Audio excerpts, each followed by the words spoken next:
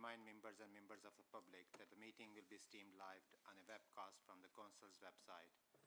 The Council has a commitment to conduct this full Council business in an environment that is welcoming, secure, and safe for members, employees, and visitors. It is important that meetings are conducted in a safe and fair manner. All persons present at meetings should be treated with courtesy and respect. This includes members of the public, elected members, employees, and visitors. Behaviors, language, and actions that impact public safety, cause disruption, or adjournment to the course of business at meeting are not acceptable. Members of the public are therefore asked to note the public meeting protocol, which is also available on the Council's website. Elected members are reminded to note the elected members protocol and of the members' code of conduct, which provides details of expected principles of behavior. I should advise Council that I have convened this extraordinary meeting under paragraph 3.1b of the Council Procedure Rules as set out as Part 4A of the Council's Constitution. The meeting has been called to receive and consider the report and recommendations of the Appointments Committee, which met earlier this week on Monday, 21st October. Therefore, no business other than the specified in the summons to this meeting may be considered. Item 1, apologies for absence. I have received apologies for absence from Councillor Ghafoor. Any other apologies? Oh, sorry, you are here. Okay. Councillor Hussain, did you? Sir, apologies from Councillor Islam. Okay. Yeah. Noted. Declarations of interest. Are there any declarations of interest from members in respect of matters to be determined by the Council at this meeting? Can members declare any matters to the meeting? Okay. Now, item 3, to receive communications relating to the business of the Council. I have not received any communication. Item 4, to receive the report of the Appointment Committee. I call on Councillor Shah to move and Councillor Sykes to second the report of the Appointments Committee, a meeting that was held earlier this week on Monday, 21st October. Councillor Shah, you have 4 minutes. Thank you, Mr. Mayor. Here in Greater Manchester, we look after our own. As colleagues and neighbours, the 10 councils can ask each other for help if they need it, and in the last few weeks, Tameside made that request. And I'm delighted to say that Greater Manchester has answered this call. We come together to provide a package of support to Tameside Council that will support its recovery and improvement journey over the next few months. As part of this support offer, it is proposed that our Chief Executive, Harry Cathwell, will be seconded to Tameside for 4 days a week for a period of 6 months. On Monday, the Cross-Party Appointments Committee met to recommend these arrangements to the Council. Harry has been asked by Greater Manchester to provide this support because he has the most relevant experience of turning around councils in difficult circumstances, including St Helens and more recently here in Oldham, and he's done an absolutely splendid job in that. His experience, having delivered for Oldham one of the fastest improvements in children's services in the country, I'd like to add, Mr. Mayor, is also a major factor in him being identified as the best candidate across GM to offer this support. I hope he won't mind me saying this, but Harry also has a more significant local government leadership experience, having worked in the sector for over 40 years. Essentially, you don't look over 25, by the way, Harry, so. Essentially, despite others in this chamber attempting to make this council a circus, this is about a good, stable council being asked to support one of its neighbours in crisis. The fact we have been asked to provide this support is testament to the fantastic improvements that we've delivered over the last few years. With a move to single settlements and devolution by default, Greater Manchester is as strong as the weakest amongst us. So we do need the strongest team across Greater Manchester to deliver the transformational work, to take control of local services and funding from central government. And to be clear, while my priority is and always will be Oldham, I also care about children in Tameside. I also care about families in Tameside, residents of Tameside. Oldham, Mr. Mayor, does not exist in a bubble. The boundaries between our boroughs are permeable and people experience services across those boundaries. Issues everywhere and elsewhere in the city region are issues for Oldham and the people who live here. Oldham is in the best position to be able to support Tameside in this way because of our strong management team, stable essential services and a clear plan for meeting our current challenging situation. If these arrangements are agreed, Harry will remain Chief Executive of Oldham Council, supported by another fantastic officer of ours, Shelley Kipling, as Acting Chief Executive. They will work together to continue delivering for our residents here in Oldham. There was a unanimous agreement at Monday's Cross-Party Appointments Committee to recommend Shelley Kipling as Acting Chief Executive during Harry's secondment. Shelley's passion and love for our borough and its residents came through strongly, and I know that her and Harry make a fantastic team already, so I'm really confident that with the support of the rest of our astounding and absolutely exceptional management board, that we are here in good hands. Shelley first started her career in local government in 2003, and I apologise because I'm going to do a bit of a biography for Shelley, but I think it's really important to note her experience. But before joining Oldham Council in 2009, and before becoming Oldham's Head of Communications, she did in 2015 then leave Oldham to join Manchester City Council, and she led on their communications function. But as we all know, Mr Mayor, Oldham is a tough place to top. So Shelley returned to us in 2019 as Assistant Director for Strategy, Performance and Communications, as well as overseeing the comms function as she did previously. But Shelley also became responsible for our strategy, policy and performance work. And as a result, Shelley was absolutely instrumental during our borough's response to COVID-19 and our plans for the recovery afterwards. Within 2 years, Shelley displayed her leadership qualities and was promoted to Assistant Chief Exec in 2021, taking additional responsibility for human resources and organisation. Sorry, 4 minutes, sir. Harry was due to retire next year, and this provides the opportunity to retain his oversight and leadership while growing our in-house talent ahead of a full recruitment process being undertaken next year. The report in front of you tonight makes explicit reference to our dedication and our recent success to grow and nurture our own internal talent.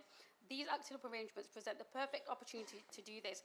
I'm really grateful to Harry for all his service to Oldham over the last 3 years. He's been an outstanding Chief Exec and one that will be hard to replace. Luckily, we're not there yet, and I'm delighted that Harry will still dedicate part of his time to Oldham. Thank you, Mr Mayor. Thank you, Councillor. Councillor Sykes. Second, I reserve my right to speak, Mr Mayor. Thank you.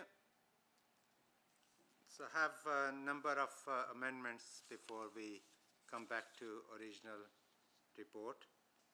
Amendment 1. Mr Mayor, can I just raise a point of order in Amendment 1? What's your point of order? The point of order is this, that it's not an amendment to the report, Mr Mayor. What is I agree with you, but I think it's a procedural motion which has been notified in advance. I've accepted it. Thank you. No, it was a procedural motion. Accepted. So I call upon Councillor Quick to move and Councillor Sheldon to second. Councillor Quick, you have 4 minutes. I'll move and just move, Mr Mayor. Can I second, Mr Mayor, please? Thank you.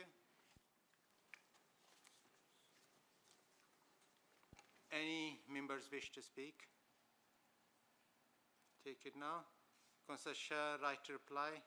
You don't have to use by if you want. But I do want to thank you, Mr Mayor. I think the amendment was to ask for a committee for the remainder of the meeting, and I think the report itself before Council lays out the approach to our proposed arrangements with Tameside in detail, and that's the business of today's meeting. So it's not an opportunity for councillors to summon officers into a select committee-style public grilling on something that is fundamentally a decision for the elected members of this chamber.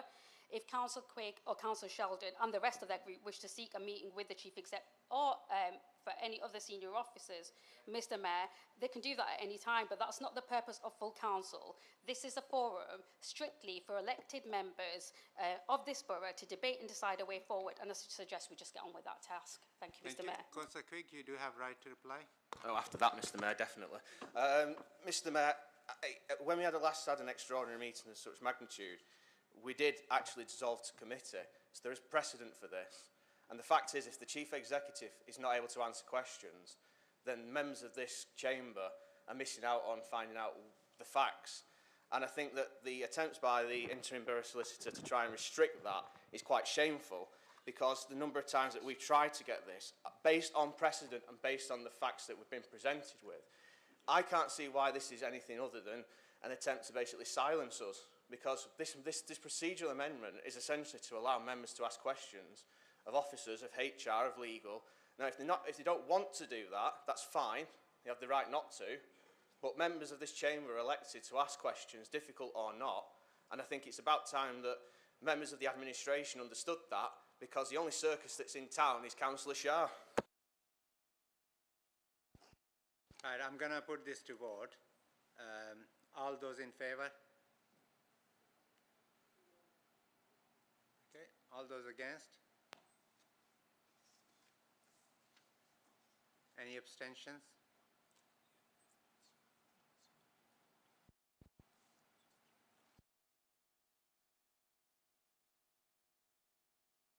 So I will have to do it again. All those in favour?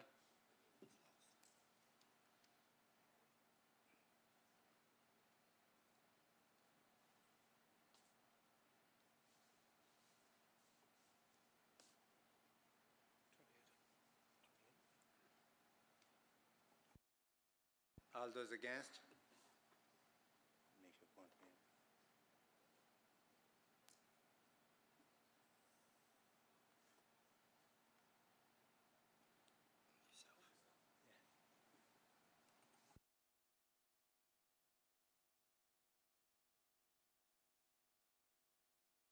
So motion is lost. Can I also suggest that you still have opportunities to ask the questions through the leader who has presented the report and seconded? Can you Yes, 28 and 29. 28 in the favour, 29 against. Okay, we'll move to Amendment 2. I call upon Councillor Arnott to move and Councillor Adams to second Amendment 2. Thank you, Mr Mayor. There are parts of this report which cause me less concern than many might think, but there are parts which give me some concern. This is a big deal for Oldham. We're moving to a position where the most senior officer in the organisation will only be available to the borough for 1 day a week, although I accept that Mr Catherall is on call 24 hours, 7. Well done on that one. We are making these changes because of, and as a consequence of failings in neighbouring Tameside Council, and not because of some initiative or planned restructure that this council has undertaken. Excuse me. The coalition ruling authority has proposed these changes at pace, and while I accept that once a decision had been made for the chief executive to be seconded to Tameside, the process of finding a solution for Oldham would have to be a speedy one. It could have been conducted with much more transparency and cooperation with those parties who are, or at least are claimed to be, in opposition. Most elected members found out about this secondment from the Manchester Evening News. That is a disappointment. Recently, all councillors will have attended either in person or online a council-run workshop dealing with the consequences of voting to leave the Greater Manchester Places for Everyone plan. A central and recurring theme in the presentation was the lengthy legal advice that the council had sought and received regarding potential risks and challenges and the damaging consequences that the council could face. We have not seen evidence of such external or independent advice being sought with regards to the proposals that are in front of us, or the detailed risk assessments and impact statements that councillors and members of the public would rightly have expected. This amendment calls for the council to engage with third-party independent legal expertise to confirm that its actions do not leave us open to risk, and that as a council we have met all the statutory duties and obligations, considered and mitigated the risks associated with changes that we are proposing, a strategy to defend any legal challenge or review, correctly carried out the process of recruiting and appointing the acting chief executive, and importantly, acted properly within the law and the council's constitution in the process of calling this extraordinary meeting, and in the way representations and amendments were submitted and considered, and that due process was always followed. The report and advice should be presented to full council for consideration at the earliest opportunity. Mr Mayor, this amendment calls for the council to take actions that, although may be seen as an inconvenience or even troublesome, are sought to protect the council from risk, maintain its integrity and promote transparency. Thank you, Mr Mayor. Okay. Councillor Adams, a second.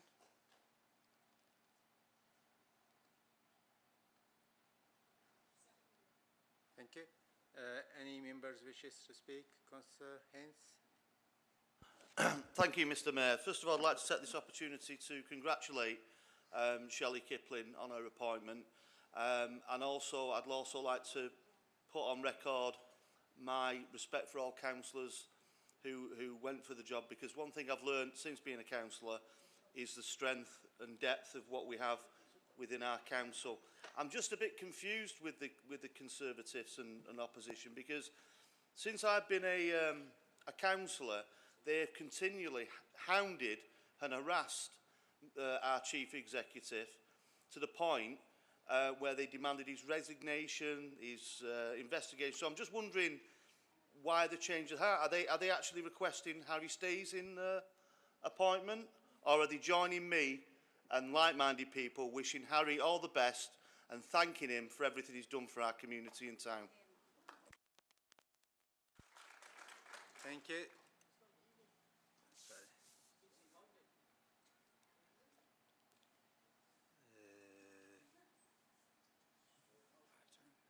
Sorry, no, apologies.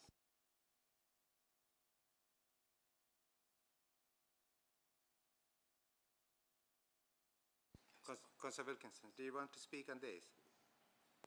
I do, please, Mr Mayor. Please. Thank you, Mr Mayor. Council CEOs manage council operations and businesses, including its delegate functions and powers, employment staff, deliver projects and implement council decisions, including the budget and the council plan.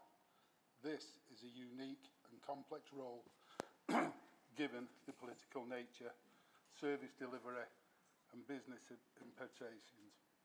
How does an experienced CEO like Mr Cattrall help this failing town by only doing 1 day a week? And this is no disrespect to Shelley Kipling. How would the Deputy Mayor, Councillors Hince, Davis and Hindle, to name a few, feel if one morning he was hit by the news that Pep Guardiola was only going to manage Manchester City for 1 day a week, and for the other 4 he would be managing Manchester United? Doesn't sit easy, does it? Thank you. Can I just give a point of clarification on, because my name was mentioned? So you can have point of personal explanation. Personal, yeah. I accept that 1 day Pep Guardiola will no longer manage Manchester City, but the vision and the success will continue. Thank you.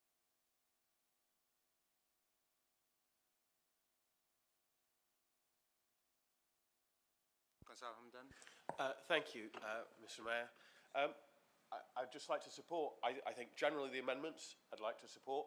There is a little lack of clarity on this one. So we've got a review, a report to be completed, and then is it the review that's presented at the same time as the report? So so if you just look back at exactly what we're getting in terms of this when you're coming back to us, and just provide the explanation. But in general, we should be looking for this process to be as transparent as possible, as sound as possible, as well made as possible. It has been a rushed process. At no point have the reports for this been available within the 5-day limit that we should have, and I appreciate the sense of urgency here.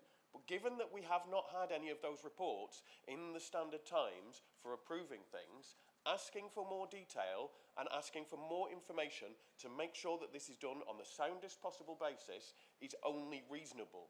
And I think voting against that would suggest that you are trying to stop us from reasonably making a fair decision.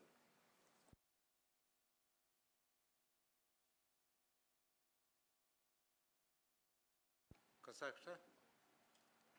Thank you, Mr Mayor. I rise to support the amendments. 6 months ago, we went through a very lengthy process of appointing Harry Cattrall as the Chief Executive of this borough. And personally, I think that he was the right choice and the right person. Fast forward 6 months, and we are looking at loading him out for 6 months. Similar to previous speaker in a football analogy, that would mean that as a leader, you either made the wrong choice or you have lost confidence in Harry. And the whole process of doing this has been wrong as members, we should have been asked whether should we loan out, well, should we second Harry to Tameside, and if so, for how many days, and then the recruitment process should have took place, and for us to loan out our best attacker to Tameside 4 days a week, I think it's the wrong choice. I think Harry personally, I think the initial ask, well, that's what I've heard, the initial ask from GMCA was that Harry stays in Oldham for 3 days and 2 days at Tameside. But as the leader, you've decided to go for 4 days at Tameside and 1 day at Oldham. The split days of 4-1 concern me deeply, because this is nothing against Shelley. I think Shelley is a capable individual, and she will make a fantastic chief executive.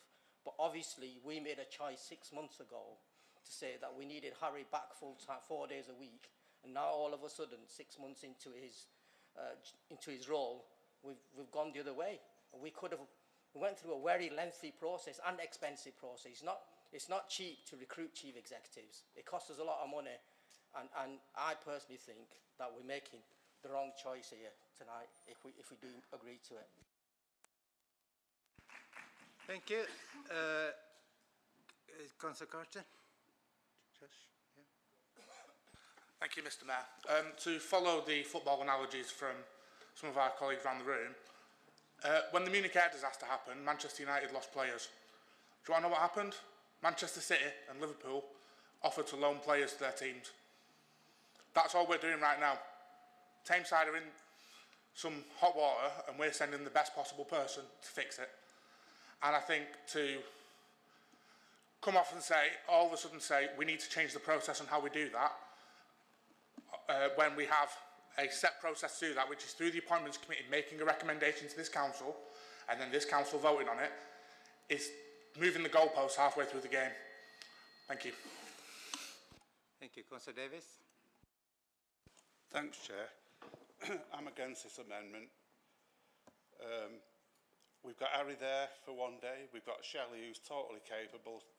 There's people on the other side who I'm not sure which way they're going to vote on this, who were there on the committee selecting Shelley as the new chief executive, or temporary chief executive. So we've got Shelley there anyway, who's capable. We're in a different place than what we were when Harry was appointed. We're more confident, we've got a stronger team, they've worked together, they've got more experience. We don't need to do reports on it or anything like that. And the other thing, we're talking about Pep with the team analogy. I'll tell you what, these opposition we've got here, this opposition of chaos, do you think Pep would have any of them in his team fighting the wrong way and not supporting the team, Oldham? They need to think about what they're doing, and they need to start supporting the town. Okay. Councillor Shuttleworth? Thank you, Mr. Mayor. I bet Harry's never felt so loved in his life. Certainly with some of the comments that are coming out this evening. What it doesn't say in this paper, and I can understand concerns about Harry 4 days at Tameside, nowhere in this paper does it say Harry cannot be contacted during those 4 days.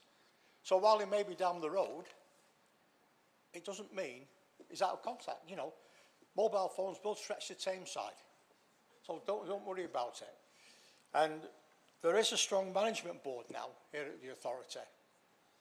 And they need the experience to go forward. We know that Harry's not going to be here forever and a day.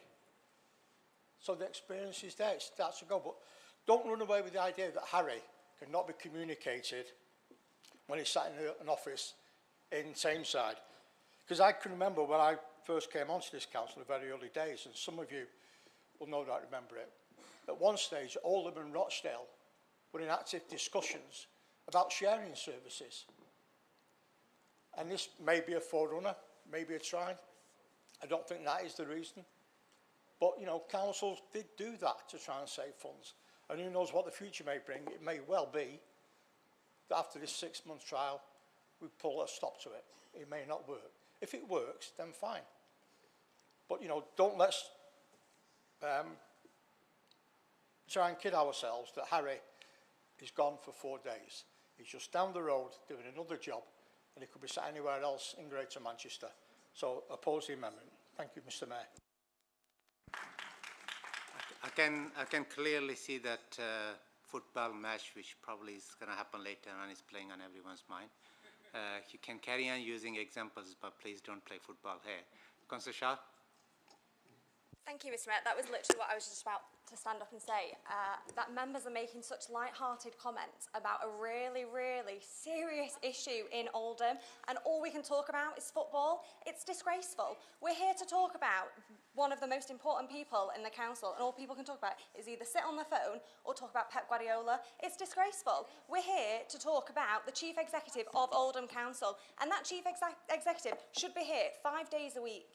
You shouldn't be going off for 4. We shouldn't be relying on other councils. We should be putting the people of Oldham first. We owe them a Chief Executive that is committed to the borough, not running off to help another council in need. We need to look after our own people before we worry about other places. Thank you.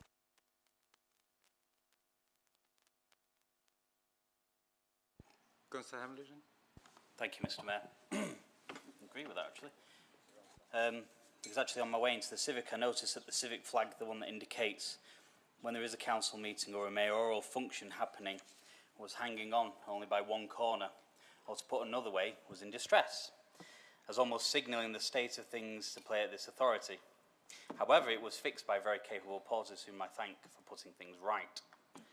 Yet before us, we see the fight as to whom will replace Harry upon the White Tower of the Civic Centre. Whilst the competent staff who help keep this town together are offered voluntary redundancies, as it's now becoming clear, we are forced out of it, or will be forced out eventually at some point. We're replaced by an outsider, more compliant workforce. Sounds a bit like P&O Cruises to me. So whom do we have left from this also complicated deck chair shuffling? Not a wild set of skills, but nevertheless, one candidate made it. Perhaps I'm being sceptical, but yet questions about if they can meet the recommended position. So we've got somebody who is in charge of paid services, yet overleaf in the report in 211 it says in his absence the acting chief executive will take the roles, but yet there's no clarity as to when or what days they will be. Also, the current chief executive is also the ICB rep at GM. So when he does go to Tameside, does he represent Tameside or Oldham? Does somebody who has, and it's great to see somebody who has great experience in marketing and research, now represents Oldham, as the report from the ICB says that with a budget of over 7 billion and covering 2.8 million people, is now expected to fight Oldham's corner in the world of health and social care. So again, is Harry going to be representing Tameside, or is he going to be representing Oldham? Or will it be somebody else who's going to be representing the ICB? Because this arrangement is about fighting our corner when it comes to GM matters and representing our interests. And I'm not suggesting in any way that Tameside does not need help, because it certainly does. But as I say, before the end of 2025, if the leader so wishes it, or if Tameside isn't happy with the arrangement, we could be in this interim contract until you tell us. So there are more questions than answers. So I just think that the report just needs to be strengthened. But thank you anyway. Thank you. Councillor Taylor. Thank you, Mr. Mayor. Just want to come back on a couple of points quite briefly. Firstly, in relation to Councillor Sam Al-Hamdani, just to remind you that your group leader was present at the Appointments Committee and did agree to this report and taken this forward. And I think there has been some suggestions in the chamber that due process hasn't been followed, and that is absolutely factually incorrect. I think it's also really important to emphasise that what we actually have here is 3 high calibre internal applicants who applied for this position, and we have a strong management board. And in terms of going forward and make sure that succession planning is at the heart of what we do, this is a key element of making sure that all the strides, all the advances we have made as a council will continue moving forwards. As an administration, this is not something we would have supported if it was not good for Oldham. Of course, it's good for Tameside, but it's also good for us. Thank you. Thank you. Councillor Wahid. Thank you, Mr. Mayor. As many of you are aware, over the past weeks, there have been persistent rumours that our Chief Executive, Harry Catterall, has been chosen to help address critical issues at Tameside. This led to the sudden notification received by myself and other members of an appointments committee meeting approximately 7 days before it was due to take place. The papers for this meeting were delivered by hand on the Friday before, and the meeting itself took place the following Monday morning. The agenda of this committee was twofold. Firstly, to decide whether to approve a drastic variation in Mr. Cattrall's working days from 4 days to 1. And secondly, to appoint an interim chief executive who would step into the role for the remaining 4 days. This individual, chosen from within, would take on the full responsibility of the chief executive in what described as a step-up role. It's important to acknowledge that the meeting was deemed private and confidential, which I understand is legally justified given the sensitive nature of the interview process and needs to be in place to protect the privacy of the applicants. However, the speed and the confidentiality of this process have raised significant concerns. Concerns that I believe cannot and should not be ignored. Firstly, the reduction of our chief executive's working days is not a minor adjustment. It is legally justified. Apologies. The change is so drastic that it could very well be interpreted as a new appointment. If this is the case, it raises the question of whether a full public recruitment process should have been initiated, as required by law, to ensure fairness, transparency, and open competition. Now, there's many of us here that suspect that both these issues were dealt with in the same appointments committee in order to avoid scrutiny. Given these circumstances, it is my firm belief that it would be in the best interest of the council, the borough, and all involved if the borough solicitor, the chief executive, and the leader were to answer these concerns directly. Their insight is vital to reassure stakeholders and members of this council that every decision was legal, transparent, and in the best interest of Oldham. The absence of permission to ask questions to key figures today is regrettable, but I am grateful to the leader who has agreed to answer as many questions as we set her. So thank you for that, and I hope you stand true to your word. And I'd ask you now, Mr. Mayor, that should we start asking the leader the questions, because obviously there's a lot of questions to ask. So am I okay to go ahead and start asking any questions? I thought that's what everyone has been doing. So she will, when she gets the right of reply, when she gets the right of reply, she will probably answer all your questions. Right. Okay. Well, in that case, you can also obviously use the opportunity of emailing and contacting otherwise as well. No, I'd rather take the opportunity now with the leader, and then obviously we'll ask him for reports. Yeah. From Can I just sorry, Conservator, can I just remind you speaking to the amendment at the moment? So is it related to this amendment? That's why I asked you, Mr. Mayor. When is it more suitable for me to address? You have further opportunities on your motions, and if it's relevant to that, you can ask at that time. I don't know what question. So when I move my motion, you want me to ask the questions then? It depends on what question you're asking. I don't know what question. Well, I've got several questions to ask. Sorry. Point of information. Just 1 second. I'll bring you back. Conservator, did you want to clarify something? Point of information, Mr. Merrill. So just in relation to 2 points that was made regarding a variation of contract and the status of the Chief Executive's contract, we did have this conversation at Appointments Committee, and Councillor Waheed is aware that clarification was provided on that, so I really don't know why he's bringing that up again in this forum. Conservator Waheed, what I will do, once we dealt with amendments and we go back to the original motions, you can ask your questions to the leader. I'll take Councillor Dean, and I think we do have to move on, if that's okay, colleagues. Thank you, Mr. Mayor. There seems a misconception of how this local authority actually runs.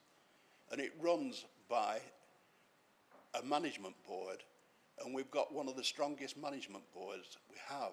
It's not one person that actually runs this authority. There is a figurehead there, yes, but we have some extremely competent and talented people that run this council. I've been a councillor for, 45 years on this council, and I think it's one of the strongest management teams that I've actually seen or come across. I think that each one of that management team is probably capable of going forward to be a chief executive. So we're appointing somebody today who's exceptional and really good quality. And possibly if she applied in another authority, would probably get the post. So we aren't actually demeaning ourselves. We aren't lessening our capabilities. We're actually giving an opportunity to move forward and keep moving forward as the management board have directed this authority for many, many years, for the last few years anyway.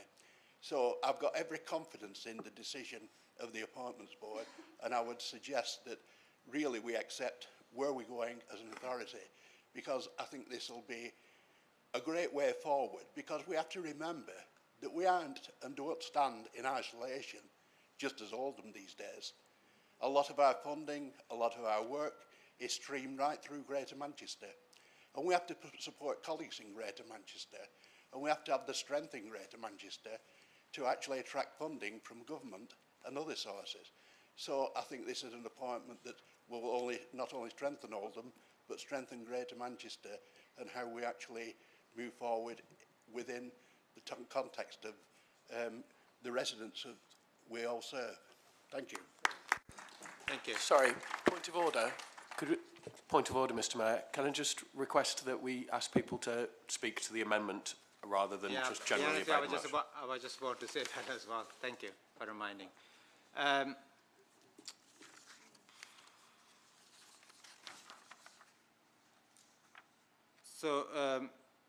Councillor Shah, you do have right of reply again for 6 minutes if you do wish to use it. Thank you, Mr. Mayor. You will have plenty of opportunities again and again. So yeah, I'm not going to use it. I don't want you to feel that you've been pressured to reply. No, I think you'll have learnt by now, Mr. Mayor. I work quite well under pressure. It's the only experience I've had in this chamber. But I am slightly disappointed, and where I do find myself strangely agreeing with everybody in the chamber is like the only part I think where we rushed with the support package across GM is that I should have offered a wider support package and gone to GM with it, because we've got so many expertise, especially in the opposition members, that I think we could have all lent and done a lot more for Tameside. But the point that I want to make, which I'm finding really, really disrespectful, is I mean, make your minds up. Like, for the last couple of years, I mean, I'm glad there's consensus that Harry is absolutely an outstanding chief executive, and we all agree upon that, which was, like, really difficult to siphon over the last, like, year or two when we listened to some of the debate in this chamber. But it's really disrespectful that we've got an acting chief executive and people are acting like she's not capable or she's not even a chief exec. Harry, with all due respect, as our chief executive, is going to Tameside. But can this place run without Harry as chief executive? Yes, and that's why we've got Shelley as chief executive. We've then got 2 deputy chief executives who are absolutely exceptional in their abilities to run and support this council and the public service that we provide. And the first part of Councillor Sharp's comments, I entirely agree with. Like, I know men love football and everything, but actually this is about serious public service. And actually, when I look at Tameside, you know, I don't look at them and I don't think we should be using and completely referring to time and time again how difficult things are there. Given the last 14 years of the Tory government, any council could have found itself in that position. So I think we owe Tameside some respect in this chamber, and we shouldn't be continuously making reference to them in the way that we are. And then Councillor Waheed was at Appointments Committee, and actually that's the first time I've actually experienced working with Councillor Waheed, and I found him really respectful. I found him like asking questions that I thought were legitimate and appropriate, but also I did say that I would respond to any questions that he has, and I will try to do that as much as I can in my right of reply. But as far as this amendment's concerned, and so, with some of the comments that have been made about the chamber, can we just acknowledge that I don't know why any officer would ever want to work for this authority when all they do is get berated in this chamber? It's absolutely appalling. Like, why would people want to work here? I'm worried. We had exceptional candidates that put themselves forward, that wanted to step up. You know, if I could have appointed all 3, I think that's what we would have done. They were outstanding. Their performance was absolutely exceptional. When we talk about GMCA and the points of Harry being at GMCA or at the ICB, can I just make another point of order and clarification for those people that don't work in them settings and not used to going to their meetings? They're not fighting grounds, they're partnerships. We have partnerships at the ICB, we have partnerships at the Combined Authority. We work collectively and we take collective responsibility, which is what we've done in seconding Harry. But Harry going to Tameside for 4 days doesn't mean we're without a chief exec. We've got a chief exec. That was people were in that appointments committee and people can read the report. And actually, there was nothing rushed about the 7 days. 7 days is normal process, and that's what we did. The reason why they were hand-delivered was upon my say-so, because I felt like people might have needed the weekend to read the report. Once again, tried to do something good, but it gets twisted and presented to be murky, because that's all people want to see. But I would advise people that when whoever writes your statements for you that you want to present on the chamber by proxy for them, at least do the due diligence and read the report beforehand, because I don't know entirely what we're discussing here, because in terms of the amendment, it's entirely unclear about what it's asking for. It's asking for third party to legally review the report, which includes legal comments from the borough solicitor. So I'm not entirely sure why GMCA's contributions and their legal due diligence isn't enough. Our solicitors' legal comments aren't enough. And we're asking for a third party. So it's we're completely going to undermine our own staff who do outstanding work. And it's just unacceptable. So absolutely no clarity in this, and we won't be supporting it. Thank you, Mr. Mayor. Thank you. Councillor Arnott, do you wish to use the right of reply? Go on then. Thank you very much, Mr. Mayor. I wasn't going to, but I really am sometimes completely lost for words. So I'll try and briefly just clear up a couple of points. I don't know where to start, Councillor Reid, so just clear up your confusion as you said you had. Quite quickly, at the moment, Shelley Kipling hasn't yet been appointed. She will be, presumably, when this council votes. That's a technicality. But more importantly, since the day I sat on the appointments committee, which appointed Harry to this council, up to this afternoon, I have never harangued, harassed, caused any aggravation to Mr. Catterall, or to Shelley Kipling, or to any other council officer in this borough. And if you think I have, please show me where and when, and I'll stand up here and apologise. But you won't, because I've never done it. Okay, that one's cleared up. Councillor Davies, I'm sorry, I had no idea what you were talking about, but thanks for the football analogy. Councillor Shuttleworth, I did mention quite early on that we accept that Mr. Catterall is on call 24 hours a day and that he can be reached. I made that point. To some of the other points, I think you don't even listen to or read the amendment. You just took the opportunity to stand up and make a little speech about something that isn't related to that. The Leader of the Council doesn't agree with the amendment, but at least you spoke to what was in the amendment rather than some form of uncoordinated rabble. Thank you as well, Councillor Darmy, for being at least speaking to the context in the text. Right, nothing in this amendment says anything about whether Mr. Catterall is going to Tameside or not, whether Shelley Kipling is taking over or not. What it says is this is a big issue and it's been done very quickly, and the council may be wise in going down the line that it has all the processes involved in this subject to third-party legal expertise so that it covers itself against any potential future risks. That's it. That's what the amendment was. Nothing to do with anything else. So, to the leader, to Sam, thanks very much for actually speaking to the rest of people who just thought they'd set the opportunity for a bit of a chit-chat. Please look again at the text, sure you've got time to look at it, and then make your decision. Vote for it, vote against it. That's what we're here for, that's what we do. But so I'm going to spend hours labouring over amendments like this. At least read them. Come on, give us a chance. Meet me halfway. You don't have to vote for me, but meet me halfway and listen to what I've got to say. That's it, Mr. Mayor. Thank you very much. Mr. Mayor, can I quickly raise a point of order? Me. Councillor Arnott mentioned that... I haven't said yes yet. Oh, okay, sorry. Go on, sorry. Thank you. Councillor Arnott mentioned that he didn't believe that he had harangued Mr. Catterall or Shelley. I don't believe Aruj did. said he did, but someone who posts on the Oldham Conservative Facebook page repeatedly refers to Mr Caswell as Dirty Harry and has recently started referring to Shelley as Shifty Shelley. Sorry, and if that is calling names, I don't know what it is. Sorry, can I just refrain from that conversation in this parlour? No, it might be true, but that's nothing to do with amendment. And if No, it was a point of order to what Councillor Arnott had just said. Someone in the Conservative Party said that. It could have been Councillor Arnott. To be fair to it could be Councillor someone else. Arnott, sorry, to be fair to Councillor Arnott, he was giving explanation for himself. Sorry, do you want a point of personal clarification? Yeah, just a quick point. If I could address both comments there. Don't go there. Unless you've got some evidence that it's me, don't go there. You'll regret it. I think this is the right time to move to the vote. Mr Mayor, can I request a recorded vote on this, please? Oh, of course. Have we got any support for the recorded vote? Okay. Right. Okay, councillors, please indicate for, against or abstain. Councillor Adams? For. Councillor Akhtar? For. Councillor Al-Hamdani? For. Councillor Ali? Councillor Ali Zahir? For. Councillor Arnott? For. Councillor Aslam? Councillor Azad? Councillor Ball? Councillor Bashforth? Marie? Councillor Bishop? For. Councillor Brownridge? Councillor Byrne? For.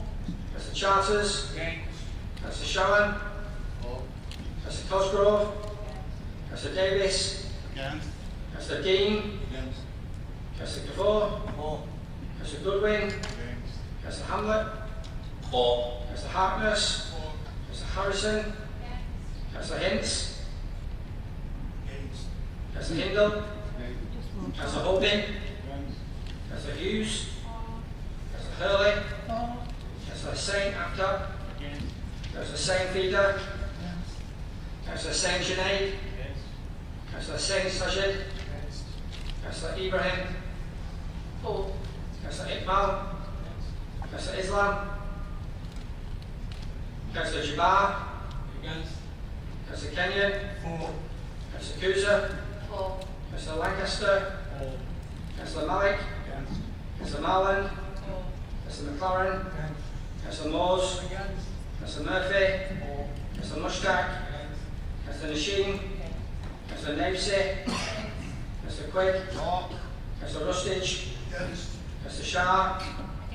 Councillor Sharp? Councillor Sheldon? Councillor Shuttleworth? Councillor Sykes? Councillor Taylor? Councillor Wahid? Councillor Wilkinson? Councillor Williamson? Councillor Woodbine? Can you stop, Mr Mayor?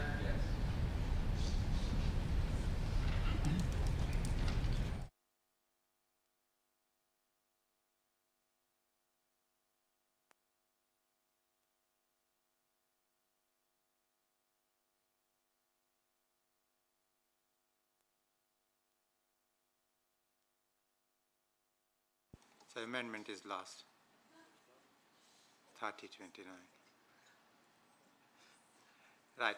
Thank you, Councillor Hamdani, for reminding me of my job to do it properly. No, I do mean it.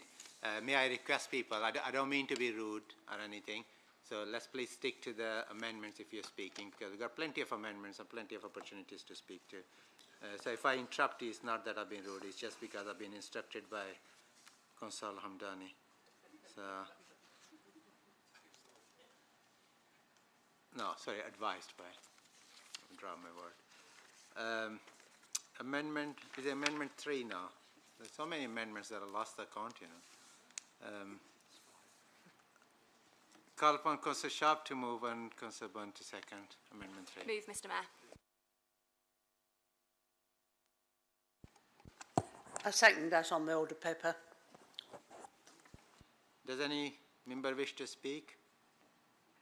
I think we did have enough chit-chat, but feel free, please. I'm not gagging you if you want to speak. So, sorry, I'm using Councillor Arnott's word. Okay, take it as a no. Councillor Shah, wish right to reply? No, thank you, Mr Mayor. Third time lucky, yeah? Councillor Sharp, right to reply? No, thank you. Oh, thank you. Does Councillor agree the amendment? All those in favour? Mr Mayor, can I request a recorded vote on this as well, please? Already voted, Councillor Craig. Now, well, people raise their hand and actually move. Mover of the motion, raise the hand first. I was supporting the request for a recorded vote. Very clever. Okay, go on. Same again. Councillors for, against or abstain. Councillor Adams. Councillor Akhtar. For. Councillor Al-Hamdani. For. Councillor Ali. Councillor Ali. See here. Councillor Arnott. For. Councillor Aslam. Councillor Azad. Councillor Ball. Councillor Bashworth. Councillor Bishop. Councillor Brownridge. Councillor Byrne. Councillor Charters. Councillor Sharon.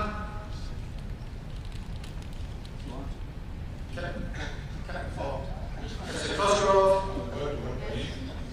Councillor Cosgrove. Councillor Davis. Councillor Dean. Councillor Gafford. Councillor Goodwin. Councillor Hamlet. For. Councillor Harkness. Councillor Harrison. Councillor Hintz. Councillor Hindle. Councillor Holbein. Councillor Hughes. Councillor Hurley. Councillor Hussain Akhtar. Councillor Hussain Feeder. Councillor Hussain Junaid. Councillor Hussain Sajid. Councillor Ibrahim. Councillor Iqbal. Councillor Islam. Councillor Jabbar. Councillor Kenyon. Councillor Kuza. Councillor Lancaster. Councillor Malik. Councillor Marlin. Councillor McLaren. Councillor Laws. Councillor Murphy. Councillor Mushrak. Councillor Machine. Councillor Navesey. Councillor Quigg. Councillor Rustage. Councillor Shah. Councillor Sharp. Councillor Sheldon. Councillor Shuttleworth. Councillor Sykes. Councillor Taylor. Councillor Wahid. Councillor Wilkinson. Councillor Williamson. Councillor Woodvine. And so, Mr. Mayor.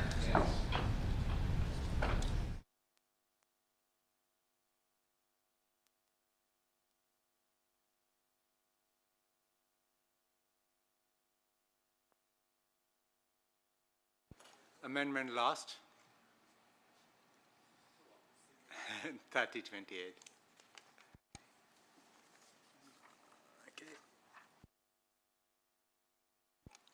Amendment 4. I call upon Councillor Quick to move and Councillor Arnott to second Amendment 4. Move, Mr. Mayor. Second, Mr. Mayor. Thank you. Any member wish to speak? No? Okay. Councillor Shah, right to reply? So nothing? No, to be honest. Thank you. Councillor Quick, right to reply? Briefly, Mr. Mayor, since nobody else wants to chat. I've got to say, Mr. Mayor, it has been an interesting few hours before this meeting in order to get to this meeting. And I have to say, the wise counsel of Mr. Entwistle is surely missed in this matter, because I must say the interim borough solicitor is certainly pushing all the wrong buttons when it comes to reading of the Constitution. But regardless, we are where we are, which might explain, Sam, why some of the orders, what she said, came about, because with nearly 15 minutes to go, we had to try and confirm whether the amendments were accepted or not. So that's the kind of performative response that we got from the interim borough solicitor. So take a leaf out of Paul Entwistle's book, Mr. Interim Borough Solicitor.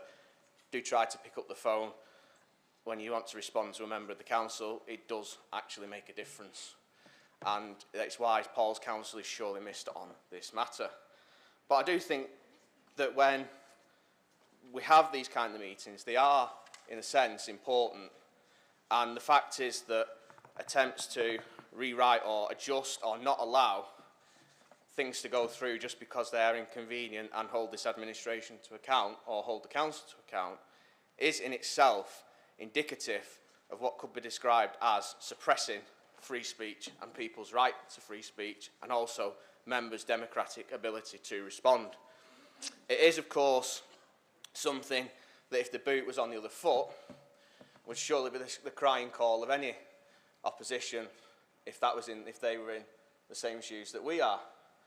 But of course, given we had a Chinese delegation visiting us today, perhaps we should call you Chairman Chowan now, we must be learning lessons from the People's Republic of China in how this council conducts its business, because there is no free speech in this chamber, and when people do have criticisms, we are basically told that we're making personal comments. Well, sometimes it's about, I don't know why there's enough noise coming from the leader of the council. Mr Mayor. If he wants to talk about personal comments, I actually am quite offended by the last comment that he made. I think there is racist connotations to it. I would ask it to be withdrawn, and I would ask for an apology. Point of order, Mr Mayor. I'll let Councillor Quick finish. Sorry. Mr Mayor, are you offended by it anyway? Because I was under the impression that the chairman of the People's Republic of China was a member of the same Politburo. Mr Mayor, point of order. I'm confused. My understanding is that Councillor Quick's supposed to be using the right of reply. It sounds more like what he should have said at the beginning. This isn't a right of reply. Just sit down. I mean, come on. I mean, let me finish, and then we can move on to the vote. I mean, it's pathetic. It really is pathetic. The level of nonsense coming from the administration. Sorry, please. But what I will say, Mr Mayor... Councillor Quick, I will let you finish. May I request you, Chinese delegation came here for the guests of Oldham, so we just need to be mindful of political discussions referring to them. You can call me chairman, you can appoint me chairman of this council. Well, you are, Mr Chairman, actually, funnily enough, according to the procedures, you are actually chairman of the council. Please be mindful how we deal with the guests. Well, I mean, I won't go there, Mr Mayor, because, I mean, there is appalling human rights records of the People's Republic of China and the Chinese sorry, we have the guests. I will make that point, and the people of Hong Kong especially. Councillor Quick, no, we had the guests of this town. They should be respected, and I'm not allowing you to be disrespectful towards me. If you want to appoint me chair of this council, I'm quite happy to, Mr Mayor. I am more than happy. You can put another motion in and we'll vote on that. I can do if you want, Mr Mayor. I'll make an amendment. But, Mr Mayor, given that we seem to be going round in circles and gone completely off topic, I will move to the vote. Just because of you. There was no need of mentioning all those. Right, we'll move to the vote. All those in favour?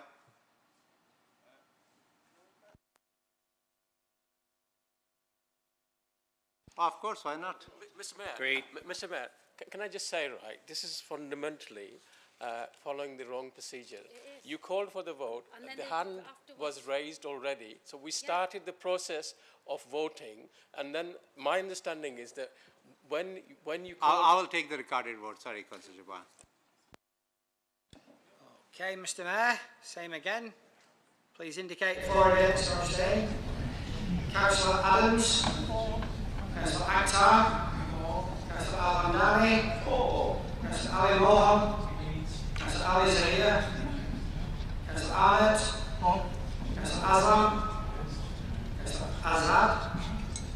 Councillor Ball. Councillor Bashford. Councillor Bishop. Councillor Brownridge. Councillor Byrne. Councillor Charters. Councillor Chowan.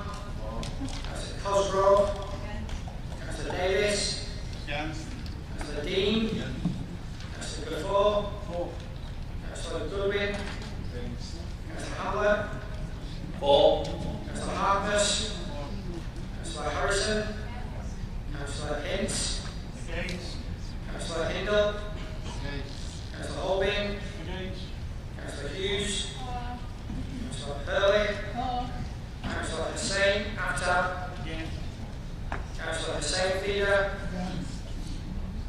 Councillor Hussain Junaid. Councillor Hussain Sajid. Councillor Ibrahim.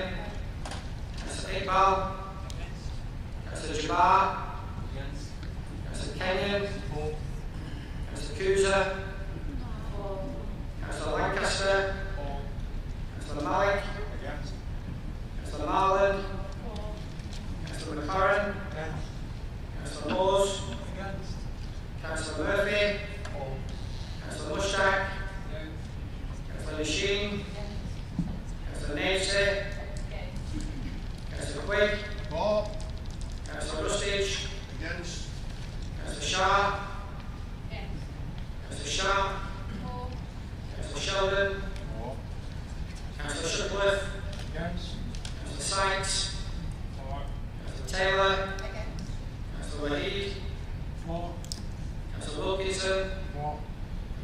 Williamson. Councillor Woodvine.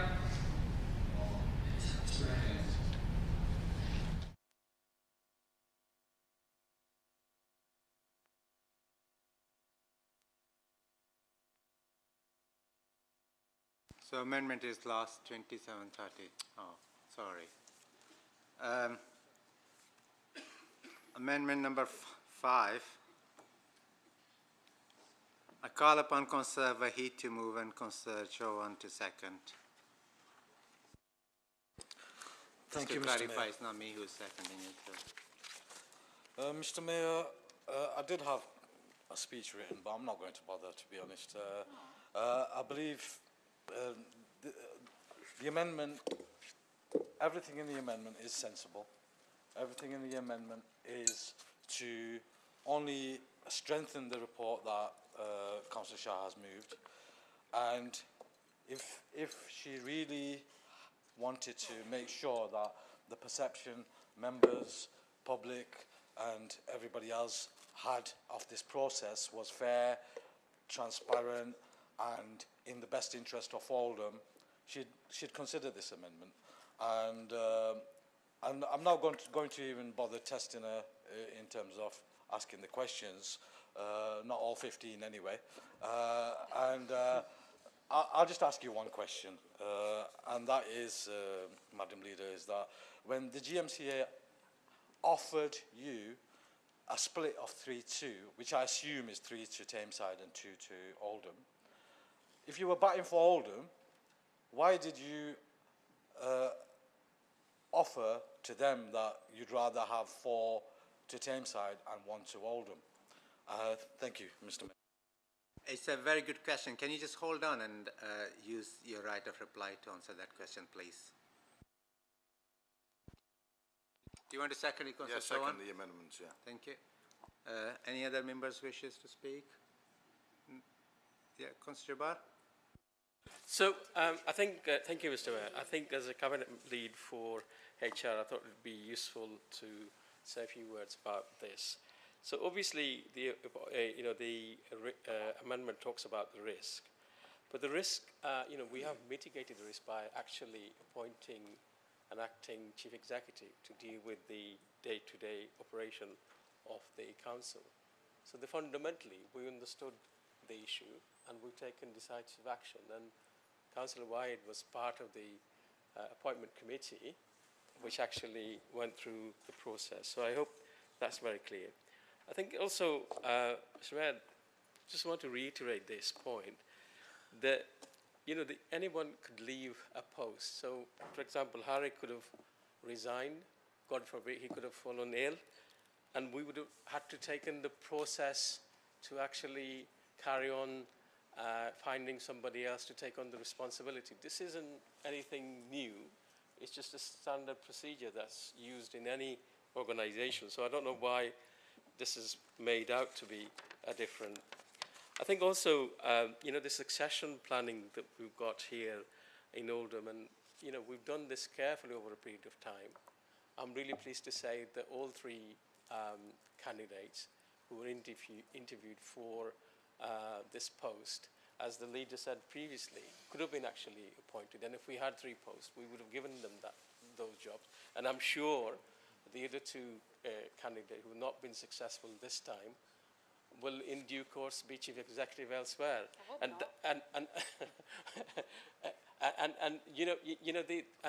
the issue is that shows the strength of the people and the caliber that we've got here in this town at this moment in time. And what's happened here is that we've actually promoted somebody internally who understands the organization, understands Oldham, cares passionately about Oldham, and will get on with the job from the moment this council agrees, rectifies the appointment. And then I think finally also, forgive me for saying this, Councillor White, I think there's a fundamental misunderstanding about how the senior management appointment takes place in this authority. Please try to understand that this is a standard way of appointing senior officers, senior managers, senior directors in this council. So I hope it clarifies some of the points that you raised, but you've been part of the appointment committee, so all these issues were actually addressed. Thank you, Mr. Mayor, for giving me the opportunity to speak. Thank you. You will have a right to reply in a minute. Do you want to use that, Councillor Kapoor? Thank you, Mr. Mayor. Sorry. Is it me? Yeah, thank you, Mr. Mayor. To be honest with you, listening, I've been away for a while, so listening to everything that's happening here today, I'm not very happy about it at all. No offence to Harry, Shelley Kipling, fantastic. Harry's fantastic. If Harry was here for 5 days a week, 7 days a week, that's absolutely fine. The issue we have is not with the appointment. The issue that we have is the whole process and why we have any organisation without a leader, without a full-time leader, will suffer, no matter what the opposition says. They will suffer. No, you will suffer, and you will see, because everybody on that side who's voting for this is going to have an issue, and that's why we've put this amendment forward, so that we can have proper scrutiny and to see exactly what's been going on and what will go on in the future, and will it work out for us. And I just want to say, you know, so be it, and let it be on your consciences and what will happen to the people of Oldham and Oldhamers in general. We are hemorrhaging money, and what's happening is that nobody cares. Nobody cares that we're losing money every day and we're overspending on so many different things, and we need a leader in place to run this council. And, you know, and yes, okay, you're saying for 4 days, you can sniff all you want and you can make all the faces you want, Madam Leader, since you don't want me to call you Councillor Shah, you know, you know, you really need to consider what is going on and what's going to happen to the future of this council and for the people of Oldham. We don't want to be in the same position as Tameside. Thank you. Councillor Hamdani. Thank you, Mr. Mayor. I acknowledge that there is an appointments process. We run an appointments committee. The appointments committee then brings a report to the council for us to look at.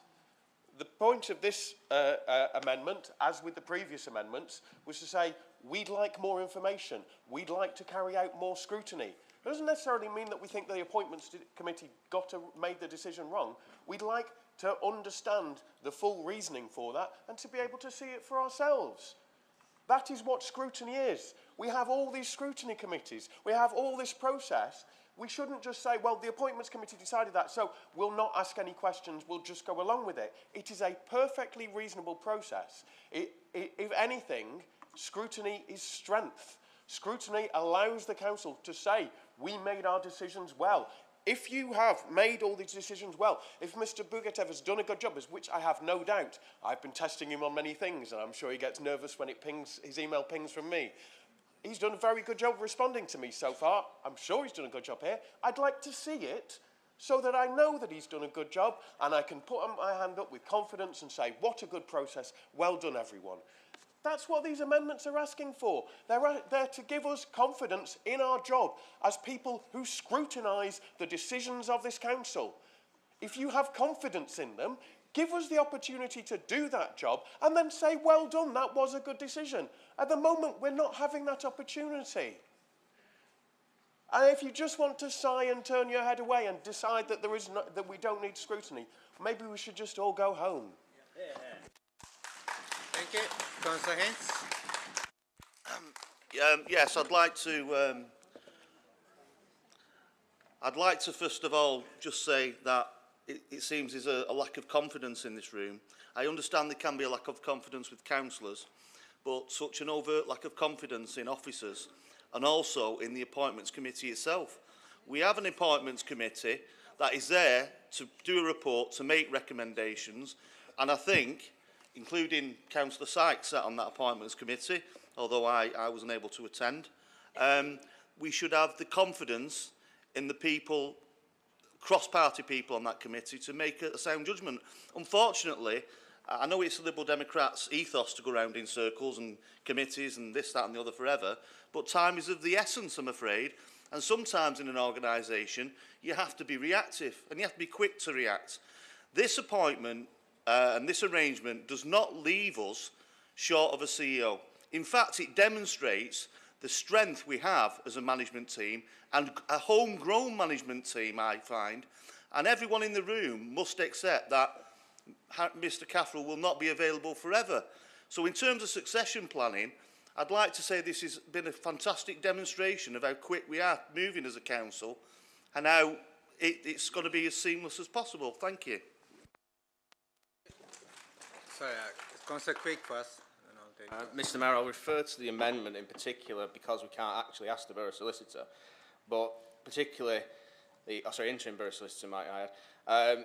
Councillor Waheed did actually mention in his point 2, section 5.3 of what he said, is all statutory duties have been fulfilled and the arrangement is defensible against any legal challenges, including judicial review.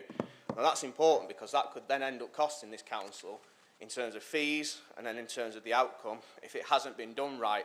And what can only be seen like a mass panic from the administration on not just our amendments that were lost, but what seems to be on Councillor Waheed's amendment,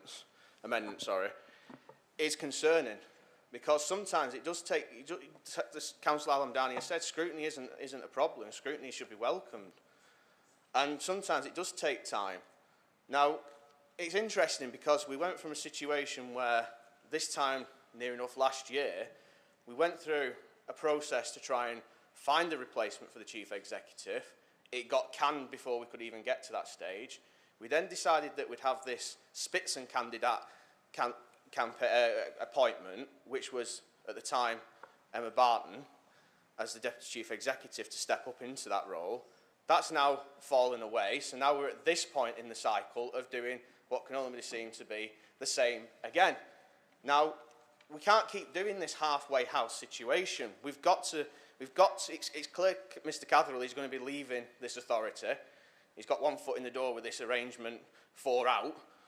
But we are dangerously and perilously, as we keep seem to be being told about the council's finances, about how it's overspent, how we're struggling as an authority, but then equally we're now loaning out chief executives to a council that's essentially just imploded because of its leadership, where a chief executive has just resigned, a leader's resigned, a deputy leader's resigned, several members of the cabinet's resigned, and it is astonishing that the response from the government is that, or the Labour Party, shall I say, is to send in a clean-up crew. And somehow Oldham's been dragged into this clean-up crew to clear up a mess where basically commissioners should have been sent in as a responsible duty because that council has failed. Its leadership has failed. Its chief executive has clearly failed. So why on earth is this council being dragged into what is essentially an implosion of the Labour Party in Tameside to now be brought into doing and clearing up its mess? We're paying £40,000 for one day for essentially not even a part-time chief executive, not even a part-time chief executive, but a part-time chief executive. I mean, it's bonkers.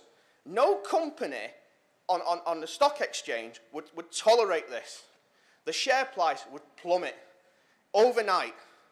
And the investors, i.e. the people of Oldham, would have every right to say, this is an absolute disgrace of what a decision.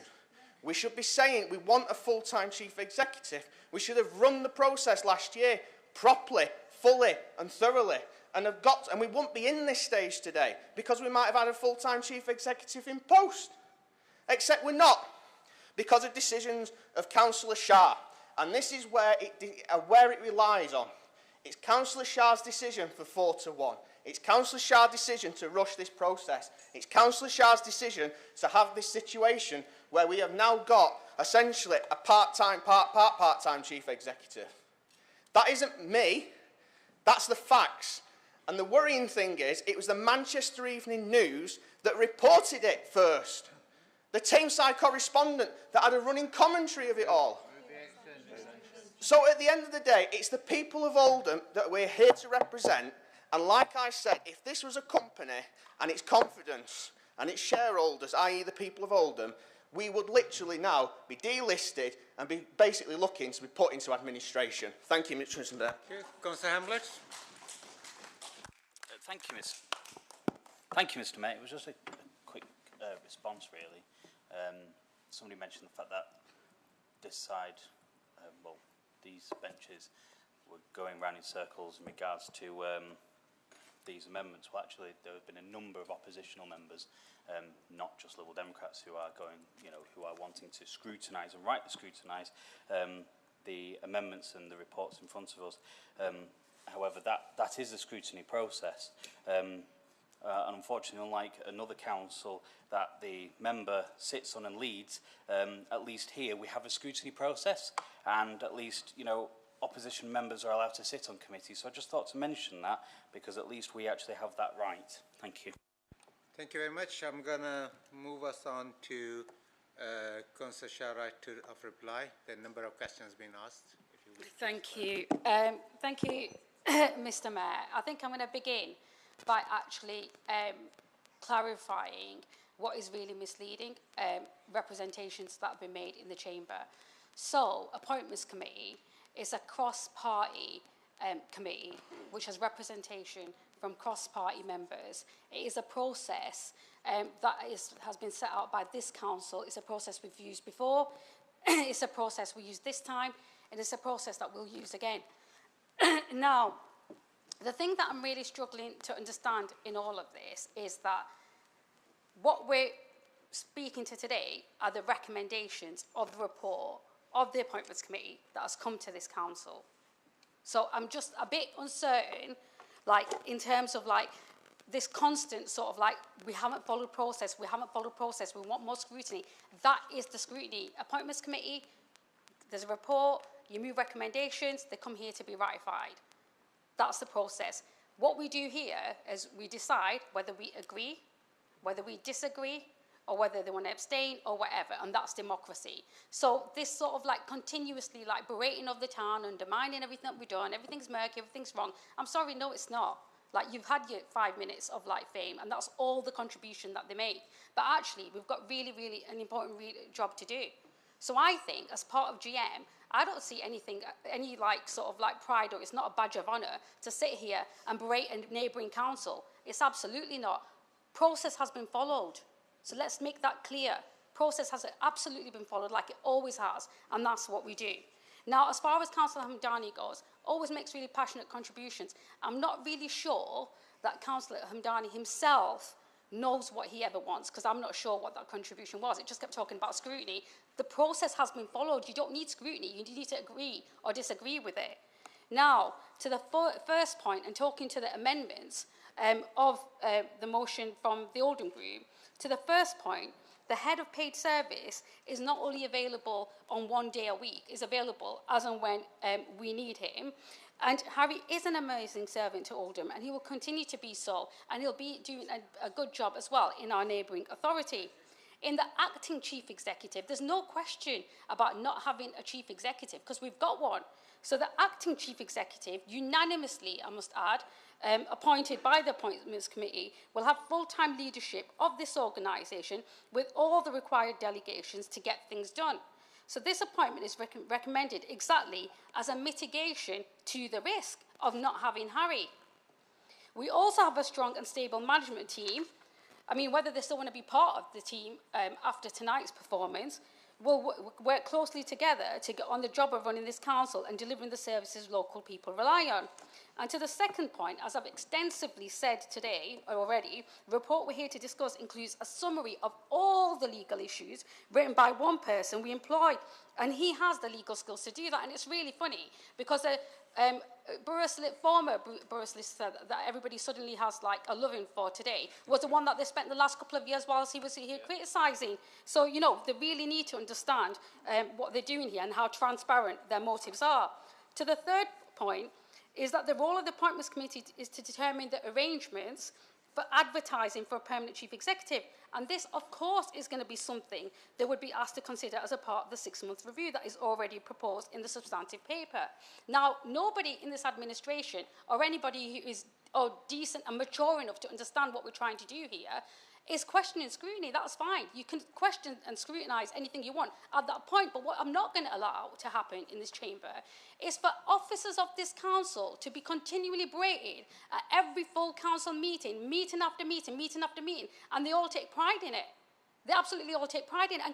And I'm going to make another point. I do not want an email of Councillor Graham Sheldon apologising for the behaviour of his group after this meeting, because that's what he does all the time. Because as leader, I would be absolutely disgusted and absolutely disappointed if any member of my group Point of order, Mr. Mayor. There's no point of order.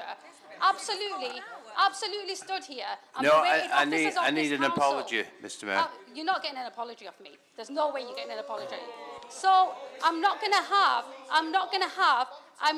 have anybody take and absolutely come here and slag off officers of this council repeatedly. It's just not on. I'm not going to have it for Harry. I'm not going to have it for Paul, who's gone.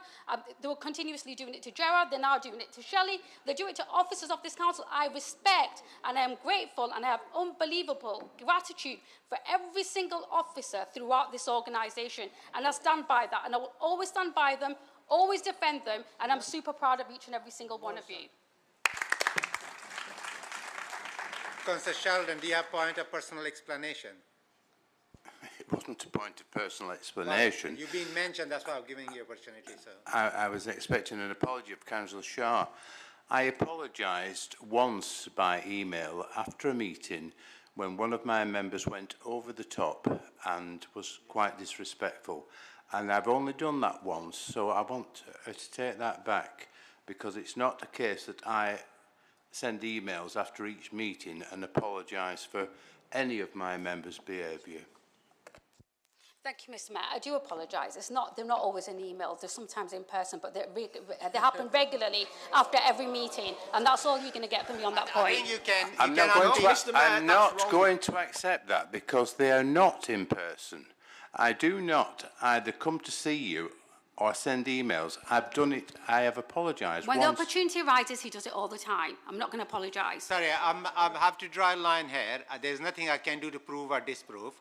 I personally think even apologising shows the strength of character, so I don't see anything wrong with it. But anyway, you can unpick it outside, whether you send email, not send email. Perhaps it should be Councillor Quigg who apologises. I need to, sorry, please. I need to conduct the business of this chamber. Councillor Wahid, do you have right of reply? Thank you.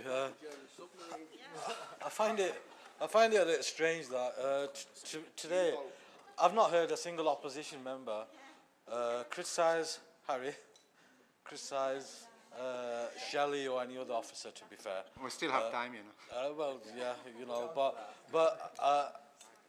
pretty much all the administration have accused us of doing so. We've got nothing against the Chief Executive. We've got nothing against any officers here. Like Councillor Gafoor and many others have already said, we're just asking for a little bit of scrutiny. That's it.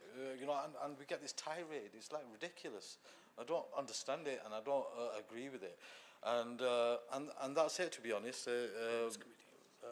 And in regards to this appointments committee, look, yes, of course we have the appointments committee, but it's stacked pretty much against the opposition, which is which is the way it is. And when it comes to the scrutiny part, that neither the chief executive was there, and neither was the borough solicitor. Now they're not supposed to be. I know they're not supposed to be, but that's why we come to full council, and that's why we put this amendment in, because we've got questions that need answering, and that's all we're asking. We're not asking for some sort of cross-examination right here, right now. All we want is a little bit of a report, so we can share your confidence, Madam Leader. You know, you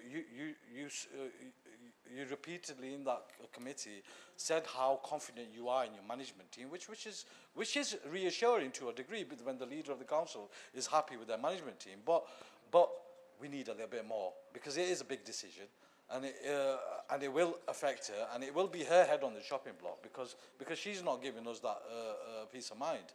And fair enough, you know, push it through. It's okay, but we have to continue doing our job and asking for it. So let's not get too riled up about it. We're doing our job, and that's all we want. Thank you very much. Mr. Mayor, can I just make a point of clarification? Yeah. The appointments committee is based on numbers that I don't decide. It's according to the numbers of the council, and actually it wasn't stacked against. There was 3 administration members and 4 opposition members. Thank you. Come on. We all know that Councillor Hints will vote with the Labour Right, Party, and we that's- know that's- that. And okay, that, so- that is I'm exactly, not- basically, it's all stacked against Mr. us. Mayor, It's Mr. a Mayor, farce. Mr. Mayor, It's a farce, Mr. Mayor, point of clarification. Absolute farce. I need to- Every 1 appointment minute, Mark, committee Mark, is Please, an absolute please, farce. can I have silence, please? Please, Mr. Mayor, can I please, just... can I have silence, please? Point of clarification, can I just say, it's really sensible to read reports and not take the information off social media. Councillor Hints wasn't at that meeting. Okay, so... His protege was, Sorry, please, wasn't she? No, I'm going to stop this, sorry. We moved already to the vote. We had the right, because of my apologies, we already moved to the right of reply and to the vote. Let's not create a circus here, please. Could we have a recorded vote, please? Oh, of course you can. You want to make sure that Mr. Cutler remembers everyone's names. Go on. Once again, Mr. Mayor, for, against or abstain, Councillor Adams. For. Councillor Akhtar. For. Councillor Al Hamdani. For. Councillor Ali Mohan. Councillor Ali Zahir. For. Councillor Arnott. For. Councillor Aslam. Councillor Azad. Councillor Ball. For. Councillor Bashforth. Councillor Bishop. For. Councillor Brownridge. Councillor Byrne. For. Councillor Charters. Councillor Chowan. Councillor Cosgrove. Councillor Davies. Councillor Dean. Councillor Gafford.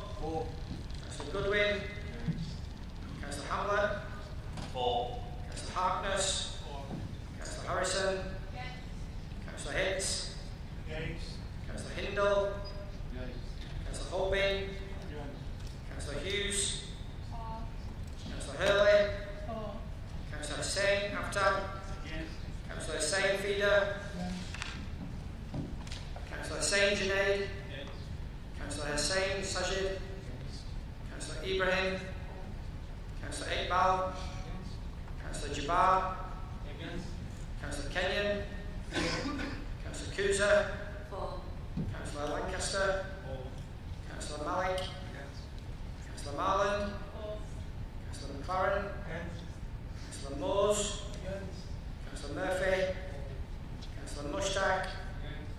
Councillor Nasheem. Councillor Navesey. Councillor Quigg. Councillor Rustage. Councillor Shah. Councillor Shah. Councillor Sheldon. Councillor Shuttleworth. Councillor Sykes. Councillor Taylor. Councillor Wahid. Councillor Wilkinson. Councillor Williamson. Councillor Woodvine. Sorry, Mr. Mayor.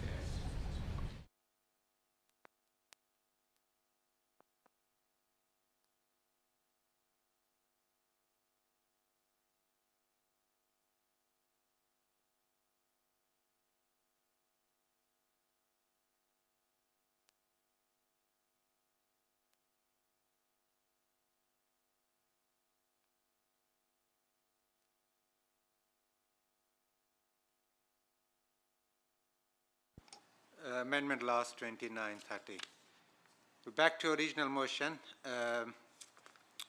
Does any member wish to speak who hasn't spoken yet, Councillor? Start with you.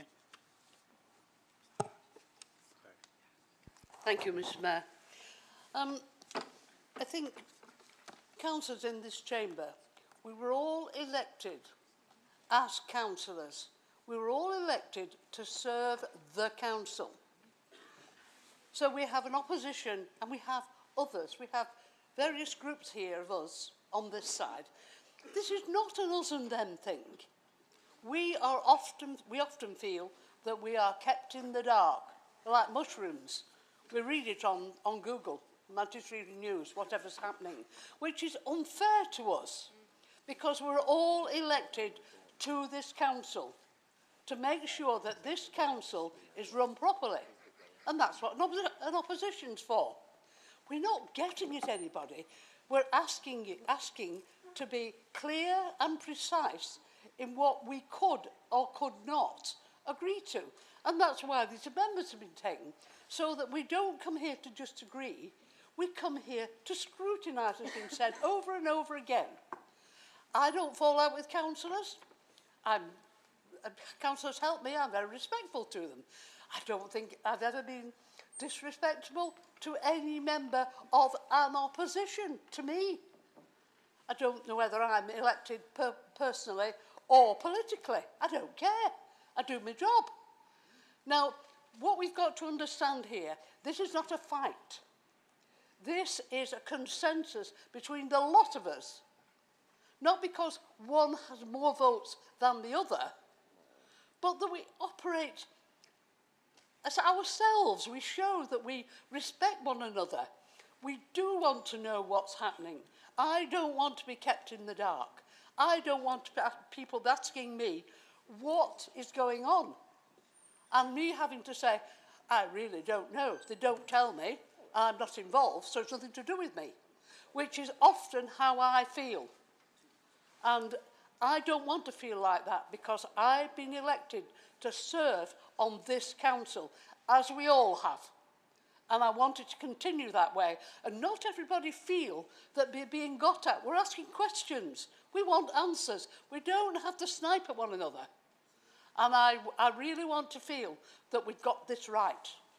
Thank you, Mr. Mayor. Thank you. Councillor Harkness. Yeah, thank you, Mr. Mayor. And I do echo what Councillor Byrne says there. I mean, I've worked for many years with Councillor Byrne, and inside it, if we work collaboratively, we challenge each other. If we don't agree with something, we say that's fine, but we work well and we respect each other.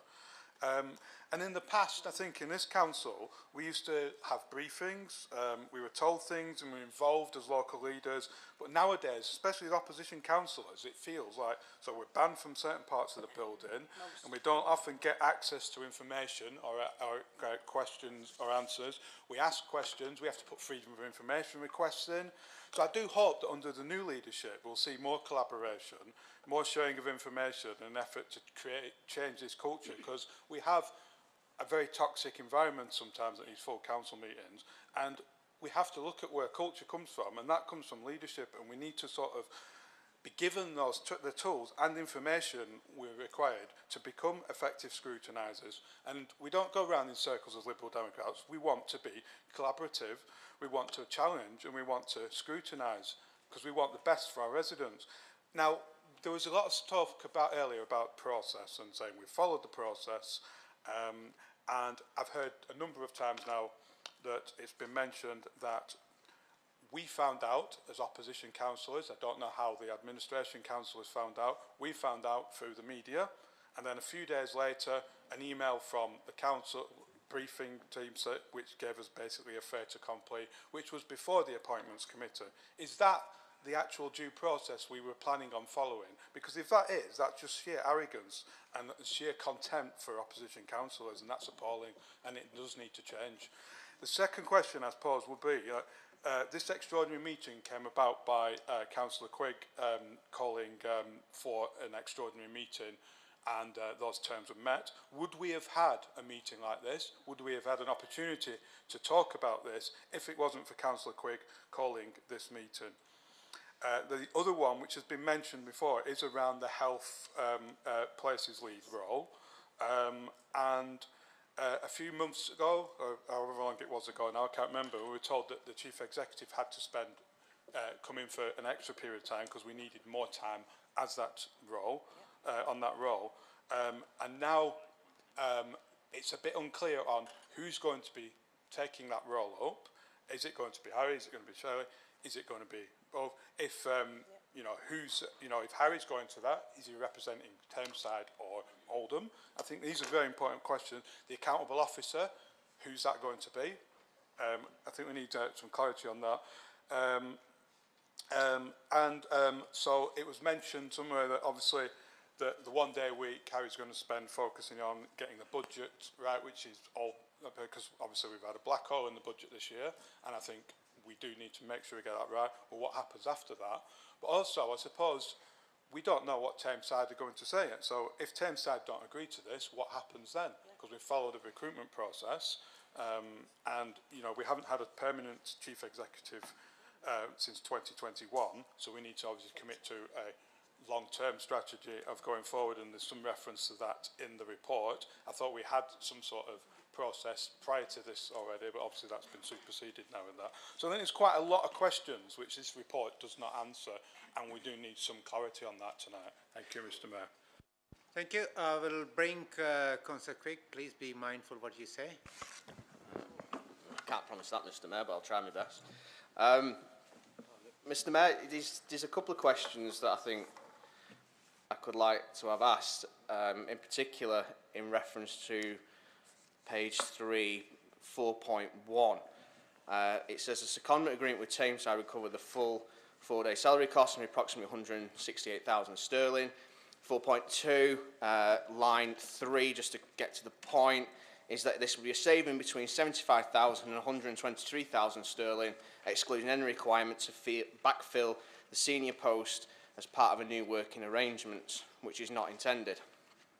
So the question is essentially, if we're not going to backfill the role, then was the role ever needed? Because in one sense you're saying we don't need to backfill, and then we've got obviously a financial saving, which I'm sure the accountants in the room would obviously want to happen, given the fact of the financial situation that the borough finds itself in. I think we go back again to how we've got the legal implications. We've obviously had voted down assurances to try and strengthen that, but again, it does beg the question, where's the impact statements, reports on how this is going to impact the people of Oldham? And, you know, usually we get the kind of Death Star map plans of the risk assessments of red, yellow, green, so to speak. We've had none of that, and it obviously for the people of Oldham who've read it in the press, they're obviously concerned that we're getting a bit of a raw deal with over Tameside. But that is the sum of essentially the report. Essentially, it's a fait accompli. We've been presented with 3 candidates, 1 has been chosen, and basically that is all we're going to get. So in 6 months' time, we'll be here again to review this, which seems again like a bit like a halfway house situation. And if I was a betting man, which I'm not, except on weekends perhaps, the prediction I made a few months ago has actually come true, because it was my reading of the tea leaves, shall we say, that Shelley Kipling would be chosen based on the Game of Thrones style situation that the leader of the council employs when dispatching and employing people at this council. So it comes. Can I just stop you? That was the recruitment by the appointment committee. So please refrain from your assumptions. Well, I just it's say an analogy, I just Mr. say Mayor. it's We've had my football belief rather analogies, than so just I'm making quite, it as I'm quite a fact, sure I'm not please. far off. I think it's disrespectful towards a person who's coming into the position. Well, it's my while a reading, colleague Mr. sat in front of you, just actually given a very good example how we should be behaving in this chamber. I don't want these words to be used. What, Game of Thrones? So we're not allowed to yeah, use well, that? I think everything else you said, I don't want to repeat that. Well, please again, I yeah. don't see the analogy of what I've said is any different to what it would be in any other analogy, but there you go.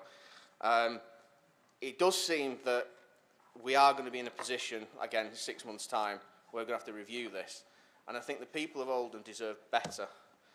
We should just basically just make our minds up and say either we're going to go down the full process or we're not, and we get a full-time chief executive. And I think that's what essentially is missing from this report. And I think we're going to be worse off, and the risks, I'm afraid, are incredibly high. Thank you very much, Mr. Mayor. Thank you. Councillor Goodwin. Thank you, Mr. Mayor. I'd just like to say that after hearing about the events in Tameside and after reading this report, I am really confident of our senior leadership going forward. What does it say when the government wants to employ the expertise that we have here in Oldham to help one of our neighbours? This move is a massive vote of confidence in Oldham as a good, stable council, no matter what some members of the opposition might get up and drone on about tonight. We know there will always be doom-mongers and naysayers that we can never appease, no matter what we achieve, despite the transformation that's taking place around us. Harry is still going to be around and committed to Oldham and seeing through what he started. We've got so much happening in our borough. That's not going to change because the Chief Exec changes his working week. Also in the report, it states that the 3 candidates who expressed an opinion, an interest in the interim position are all Chief Exec material, and that speaks volumes for the wealth of talent we have in our leadership town. Shelley knows Oldham, she knows the council, she's committed to delivering for our residents, and I'm sure she'll be a fantastic fit as interim Chief Exec. We've got a really strong team of officers at the top who are committed to supporting us as the democratically elected administration to deliver our mission to the people of Oldham. Thank you, Mr. Mayor. I've got a long list, but I do have names on the list, so I'm not forgotten. So, got next, Councillor Hoban. Thank you, Mr. Mayor. I've sat very quiet and listened to all this evening and made some observations, and it disturbs me that we're here and we've still got members of this council that would rather run down the town and the borough than speak it up.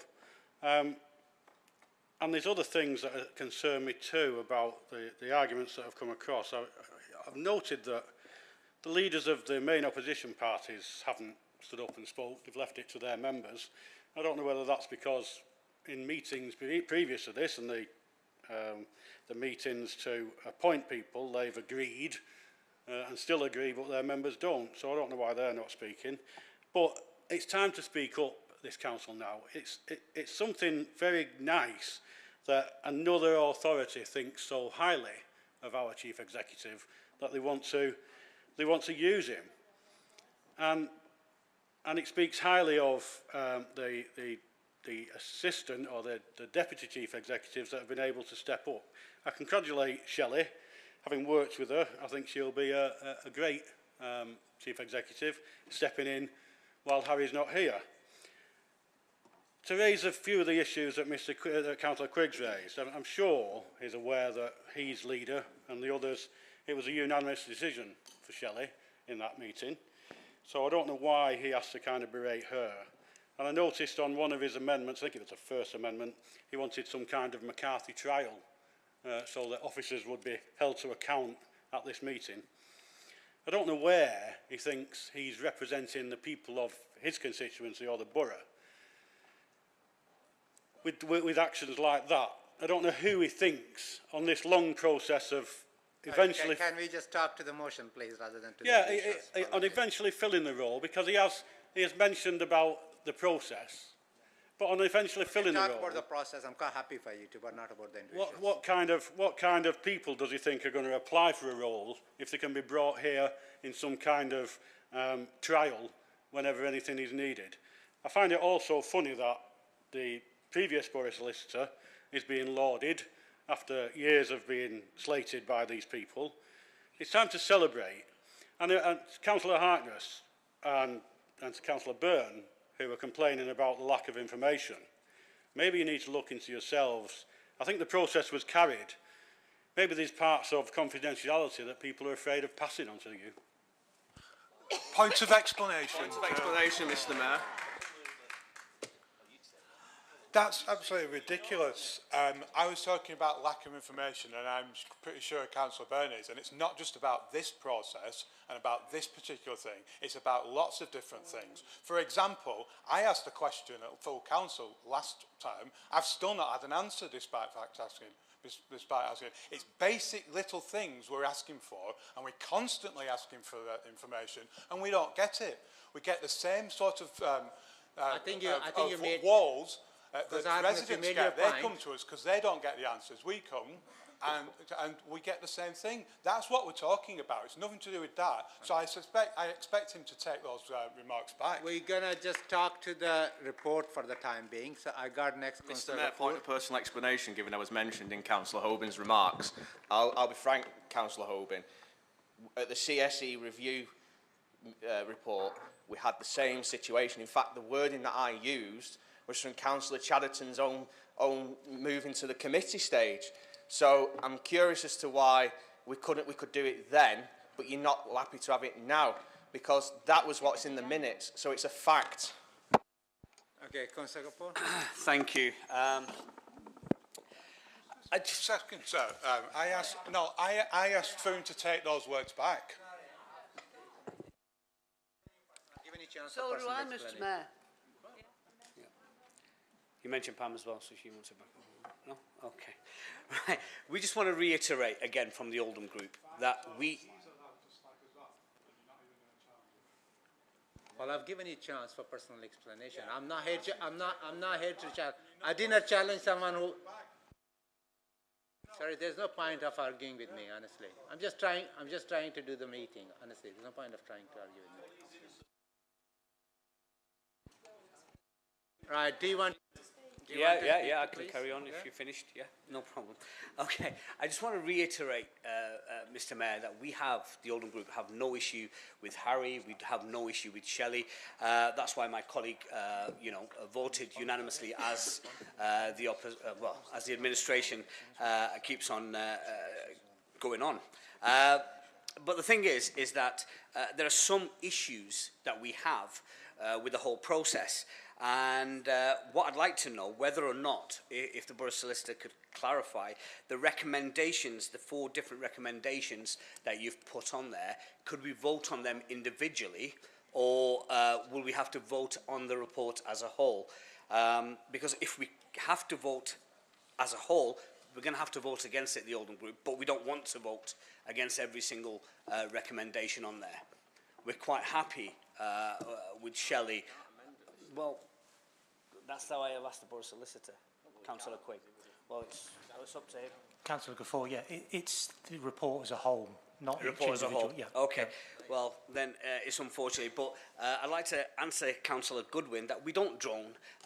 We're here to hold you to account, hold the Labour Party to account, as you are the administration, and this is our job. And if we don't do our job, Councillor Goodwin, then we probably won't get elected, like obviously a lot of you didn't get elected last time. Do you know what I mean? So that's probably what it is. So it's not just a working week, and this is what you need to understand.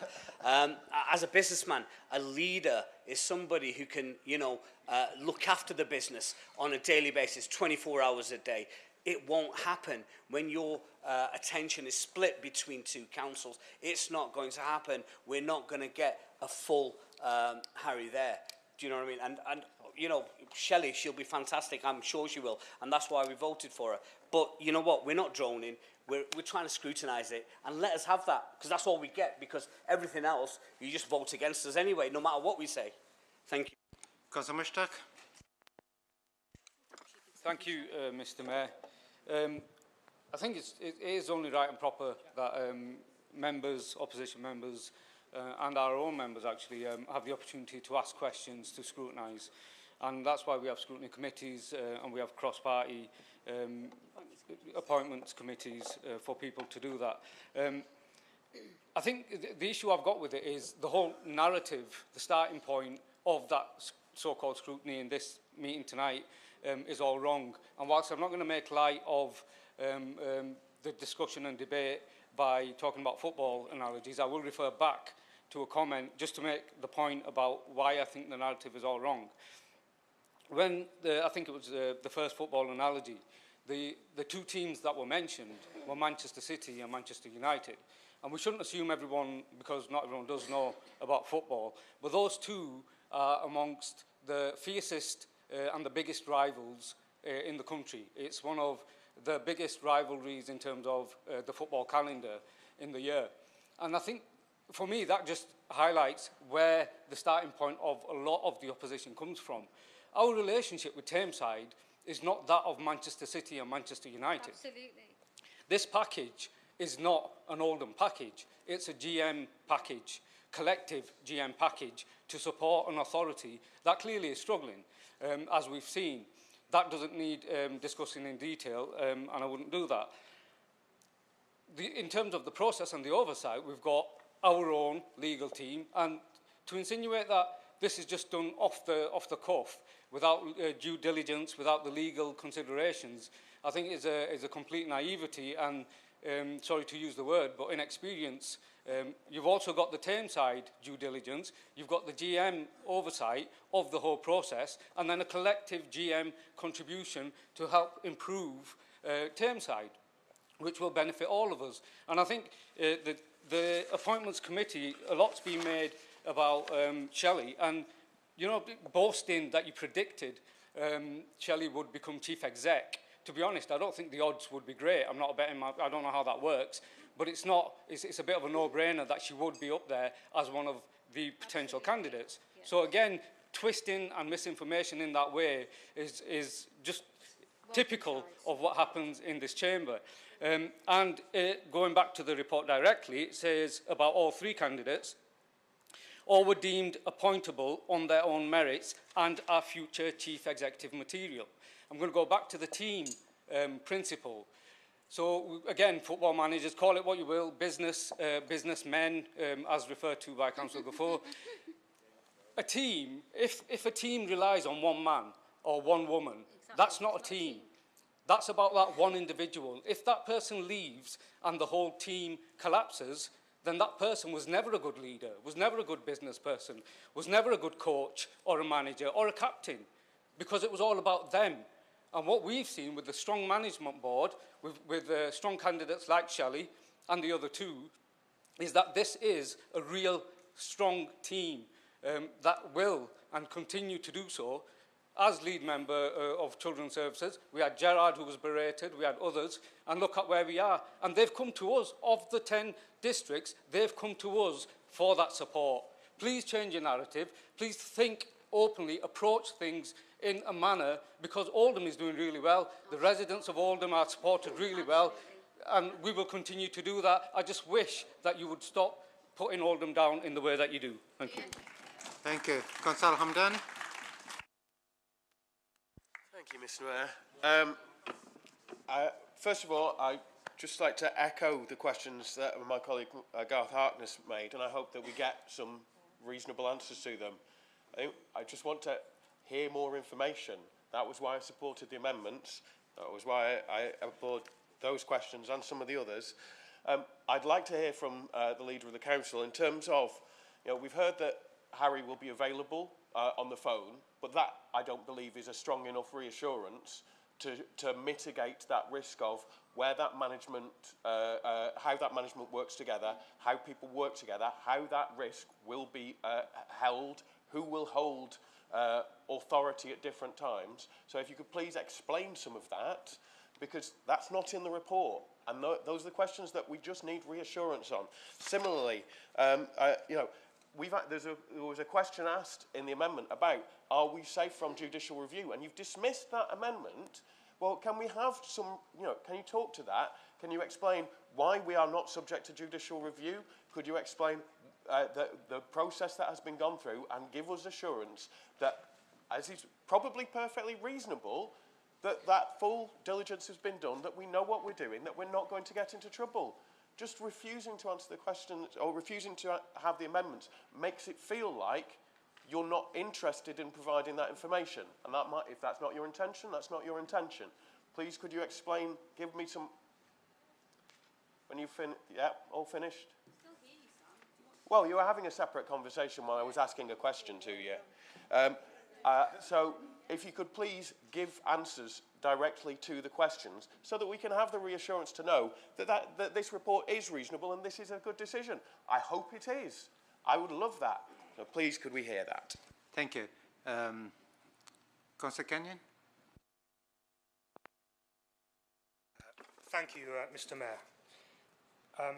We've been looking for a permanent chief exec since August 2021. In November last year, you decided to appoint a chief exec in waiting and in training, whilst the current chief exec went down to 3 days a week. So 3 years after our search for a permanent chief exec started, our temporary one is riding over the hill to Tameside on a mission for Andy Burnham, but keeps 1 foot in Oldham, and the chief exec that we did have in training now hasn't got the job. You've had 3 years, and this is what you present us with. Groton, Springhead and Lees are my primary concern, then the entire borough of Oldham. What I do know is they deserve a full-time chief exec, spending 100% of their work time on the problems of the borough. If the current one wants to leave to pursue other opportunities, then leave. Don't half go. The new appointee, Shelley Kipling, deserves a chance to do the entire job, not just the bits that the current chief exec can't get finished in 1 day a week. More to the point, what will our new chief exec be able to do whilst the current one still keeps his hand in here? If he's just doing the budget, what will our new chief exec be doing? If it's not taking decisions that have a profound impact on the budget, then they're still just being the deputy. I understand wanting to help Tameside, but your oath is to the borough of Oldham. This is a half-baked solution to a problem of Tameside's and Andy Burnham's making. To solve it shouldn't come at the expense of our borough. Change is needed at the top in Oldham, and this isn't it. Thank you, Mr. Mayor. Thank you. Councillor Lancaster.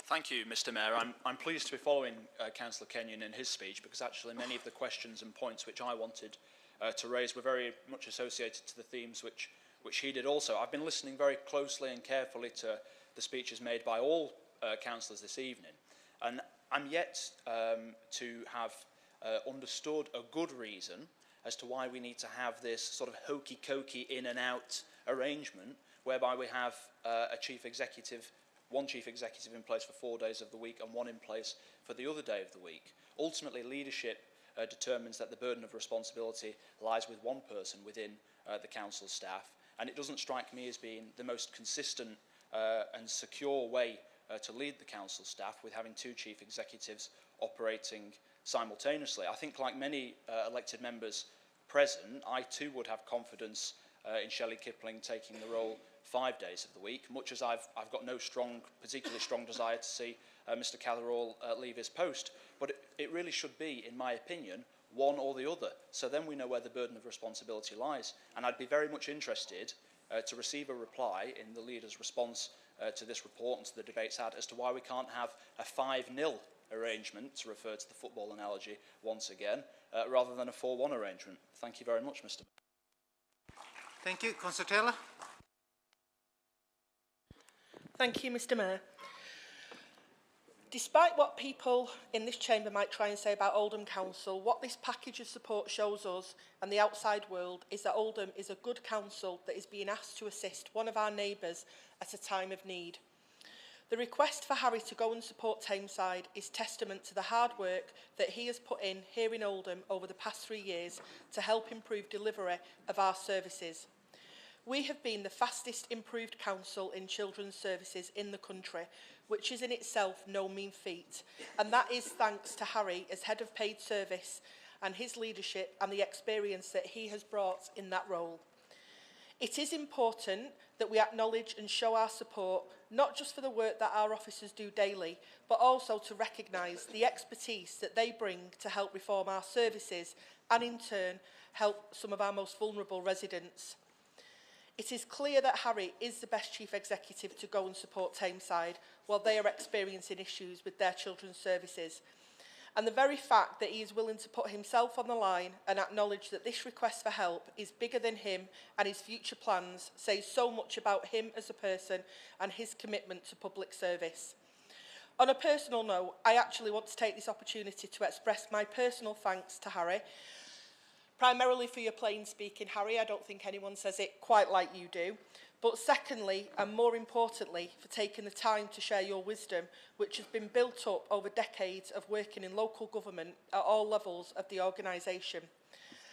I also want to touch on how I know from my own experience of working with Shelley Kipling what a fantastic acting chief executive she will make too. Shelley has consistently gone above and beyond for this council and our residents. With her comms background, she is good at getting ahead of problems before they present themselves, but she also has the passion, drive and determination to ensure that we continue to deliver better services and outcomes and improve the place in which we live. In working with Harry and the rest of the senior leadership team, I am confident that we are in good hands over the next 6 months of this arrangement. We have a real opportunity to help foster and embrace shared learning and good practice, as well as building capacity and capability across GM, which is also really important for us as a council. These arrangements will not only save us money, but they lay out a clear vision for our future succession planning. As an administration, we will always put Oldham first, which is exemplified by Councillor Shah's shortlisting for Council Leader of the Year. And this working arrangement will be to benefit of both Oldham and Tameside. Again, I do appreciate that given the many challenges that local government faces, change can sometimes feel scary. But I would urge the opposition to embrace the opportunities that this report presents us with and support and acknowledge the positive vote of confidence in not only Harry but also in Oldham Council. Thank you. Thank you very much. Got two more speakers. Councillor Wahid. It was just a reminder that I am still waiting for an answer to my question. Now Yeah, it will, you know what I said, that in the right of reply, right. We will have those answers. I got Councillor Schwab, Doctor. Thank you, Mr. Mayor. The party opposite keep talking about strong and stable leadership, but in reality that is something different. I agree with the strong element, but not stable. If you look at your turnover of senior management team over the last 12 months, it's over 50%. If you call that stable, don't know what stable then is, to be honest with you. And if you go a layer further down, it's even higher than 50%. And I've got a few questions. One for the Borough Solicitor. If you could please explain to us why we can't vote on each recommendation. That will sort of clarify a few things for myself. And then, in terms of, I think Shelley will be an excellent Chief Executive, but not to fill her back role is a real concern for myself. Is that for budget reasons, or if not, then who will be picking up Shelley's current duties, and what is the interim arrangement for that? If we don't do that, I think it will be unfair on Shelley to fulfil both roles, to be honest with you. And lastly, will Tameside compensate us for the recruitment process, as they are virtually getting a full-time Chief Executive? Thank you. Councillor Bishop. Thank you, Mr. Mayor. I'm not going to touch on a lot of the other points that have been made by colleagues and others really well in the chamber tonight. For me, there are too many unanswered questions. There's too much vagary. It's really unfortunate that Tameside have found themselves in the position that they have, and you know, I empathise with their position. And there's been a lot of talk about Tameside tonight. The focus of this chamber is on what is best for Oldham, not Tameside. I don't really understand why we're, you know, how was our chief executive, how was in such a short space of time was our chief executive identified as the best candidate? But Oldham should be Oldham's concern, and we have enough on our plate financially and on every other level. We need stability here. And, you know, I agree with Councillor Lancaster's point earlier. We need stability. If it's felt that Tameside need our chief executive, then that really should be a cut and dried thing. That should be the option. We should then immediately start recruiting for a new full-time, permanent chief executive. There are too many unanswered questions. How are Tameside going to feel when they're paying a chief executive 4 days a week and he's going to be on the phone to Oldham, apparently, during that time while they're paying him? You know, we're supposed to be a member-led council, and there's just so many things that confuse me about this. Only 2 months ago, we were told, as mentioned before, that our chief executive needed an extra day in order to fulfil the ICB line, the ICB lead, to bring us into the line with the rest of Greater Manchester. Roll on 2 months, we're now being told that we don't need him at all, basically. It just doesn't make sense. And if something doesn't make sense. I cannot, with all conscience, support it. I think that we just need more clarity on how this is going to work. For me, I don't feel it is going to work, and I concur with Councillor Lancaster's comments earlier that, you know, this should be a cut and dried thing. It should be one or the other, in the best interest of this borough. Thank you. I'll take last speaker, Councillor Restoration. Thank you, Mr. Mayor. I would like to speak in support of the report on behalf of the Appointments Committee, moved by Councillor Shaw and seconded by Councillor Sykes. I welcome the significant improvement journey mentioned in the report of Oldham Council. And in my experience as a fairly new councillor, we have very good officers indeed. And I think it's important that we help our next door authority, our next door neighbours in Thameside. I have confidence that our officers will continue to do a good job, and to give a military analogy, if the OC goes down, the 2IC will continue to lead with the strong support of the team around them. Please support the report. Thank you. Before I ask Councillor Shah for the right of reply, Councillor Sykes, you reserved your right to speak, so do you want to use that? I think I will. Briefly, Mr. Mayor. Interesting debate tonight. The longest one I've ever had to anything to do with the Chief Executive in all my time on the council, and I don't take any pleasure from that. I think we have to think where we are, and I am consistent with what I did at the Appointments Committee, and regardless of what's been said tonight, I'll be voting for this when it comes to it. But boy, could we have done it differently. We could have established the whole thing about whether you allow the Chief Executive to go and work somewhere else. Because actually we're part of Greater Manchester, we're part of the club, and it's one of the rules actually. We've received help in the past, other authorities have, and other authorities are going to help Thameside. So if you're in the club, you stick by the rules. And if you're not in the club, then you don't have to stick by the rules, but then you stand and fall on your own. How we did that, how we managed that, how it was communicated, could have done all that better. And actually having that discussion, building some trust, understand the reasons why we had the capacity here, it wouldn't leave us, you know, to want of a better expression, Oldham with its trolleys down and exposed to not being able to run the authority properly. We could then have had a conversation about acting arrangements. I'm not going to mention any of the individuals involved. The report could be clearer because it mentions in parts, but we've managed to tease some of that out tonight. So we're clear what the interim's going for, and I accept, and the person who will be held to account for this is the leader of the council, that it's a 4-1 split rather than a 3-2 split.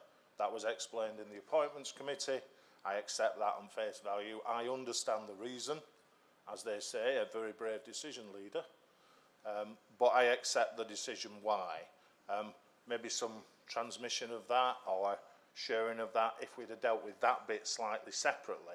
I think the bit about all of a sudden we're doing it, we're then dealing with a secondment and we're appointing people and we're telling the senior officers and we've invited them to reply before I as an elected member have even decided. I actually think we could have done that a lot better, and I don't think you'd have had what we'd have got tonight if that had been done differently. But we are where we are, as we say, and we need to move forward, not backwards, and that's the reason I'll be voting for this report, Mr. Mayor. Warts and all. Very productive contribution. Councillor Shah, do you want to reply? Yes. I can extend the time for you because you got plenty to reply to. So. You know what? You might need to be honest. But I'll try to do my best. Mean it. I'm No, not I know, joking. but I'll try to do my best in the time that has been allocated. Oh, right. So, firstly, Mr. Mayor, I have to again express my astonishment at the behaviour of certain individuals in this chamber. The tone. I think it will be more productive if we just see if we can get the answers, and then let's please kindly move away from the personalities, get to the answers, There was a reason why this meeting was called, because I wanted to make sure that people deserve the right to get full information. It's part of the normal democratic process for the members to scrutinize administration, ask the questions, seek clarification. There's nothing wrong. Only problem I have is that personalization element, whether it's from this side or that side.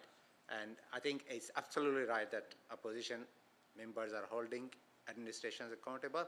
So please just respond to the questions being raised and leave the rest. I was just trying, I Thank sat you. down because I wanted to clarify whether it was a right reply or not, because if it's a right reply, I shouldn't be interrupted. Yeah, Please thank do you. not interrupt. Thank you. So, Mr. Mayor, again, I'm going to express my absolute astonishment at the behaviour of certain individuals in this chamber tonight. Sorry, not looking at YouTube, should be looking somewhere else, but the tone from some members of the opposition with their continuous personal attacks on the officers of this council who are not afforded the right to reply, and I have to say this at every single full council meeting, is nothing short of appalling. It's just unfortunate that it falls on deaf ears. Councillors and officers up and down the country have seen the news regarding Oldham's recent progress, and they regard it as a significant vote of confidence in the borough, like Councillor Goodwin said, and the improvement journey that we've been on since Harry took up the role of Chief Executive in 2021. This is reflected not only in our recent achievements, such as our good rating from Ofsted or Children's Services, but also in the positive outcomes that our peer review team outlined, and the continuous improvement work that has been recognised in the sector. However, some members of this chamber seem woefully blind to any of the positive developments happening in our council or across the borough. And you know what? I have to say, I'm really grateful to Councillor Sykes' contribution. I agree with most of what he said, but what I don't agree with was that we could have done this any which way. Like, we know that the pattern in this chamber is to completely berate officers, berate the town, berate anything we do, and that would have happened anyway, because what we did do was follow due process. There's a reason, actually, that we had to do everything in the way that we did, and that reason actually had nothing to do with Oldham, in actual fact. The reason had to do was because there was a leak to the MEN for us to find out about this. There was a leak to the MEN. Councillors weren't made aware of the proposals at that time because actually there was nothing for them to be made aware of. There were conversations, there was always going to be a process in place that included cross-party members through appointment committee and all the members of the council, because that's the process. It would have gone to the council meeting of November the 6th, it would have come here as normal. Appointments committee was always going to meet to agree any proposal, and then after that it was our intention to put the recommendations of that appointments committee report to the council on the 6th of November. But unfortunately, what had actually happened was that early conversations with Greater Manchester and Tameside were made public before we would have liked, and we had to quickly brief stakeholders on these discussions as soon as possible. We then brought an appointments committee to ensure cross-party scrutiny and debate to this issue. Now, on the wider point of leaks, Mr. Mayor, and I'm going to use my phone for this one because I was making notes because it's really hard to capture because everybody was throwing so much at me.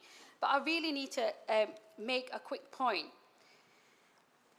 When we did have the appointments committee, before we could even notify candidates who took part in that process or the stakeholders that we were obliged to notify, that information that was private, because the appointments committee is private, was then put once again in the public domain to allow every single officer of this council to be abused and roundly abused.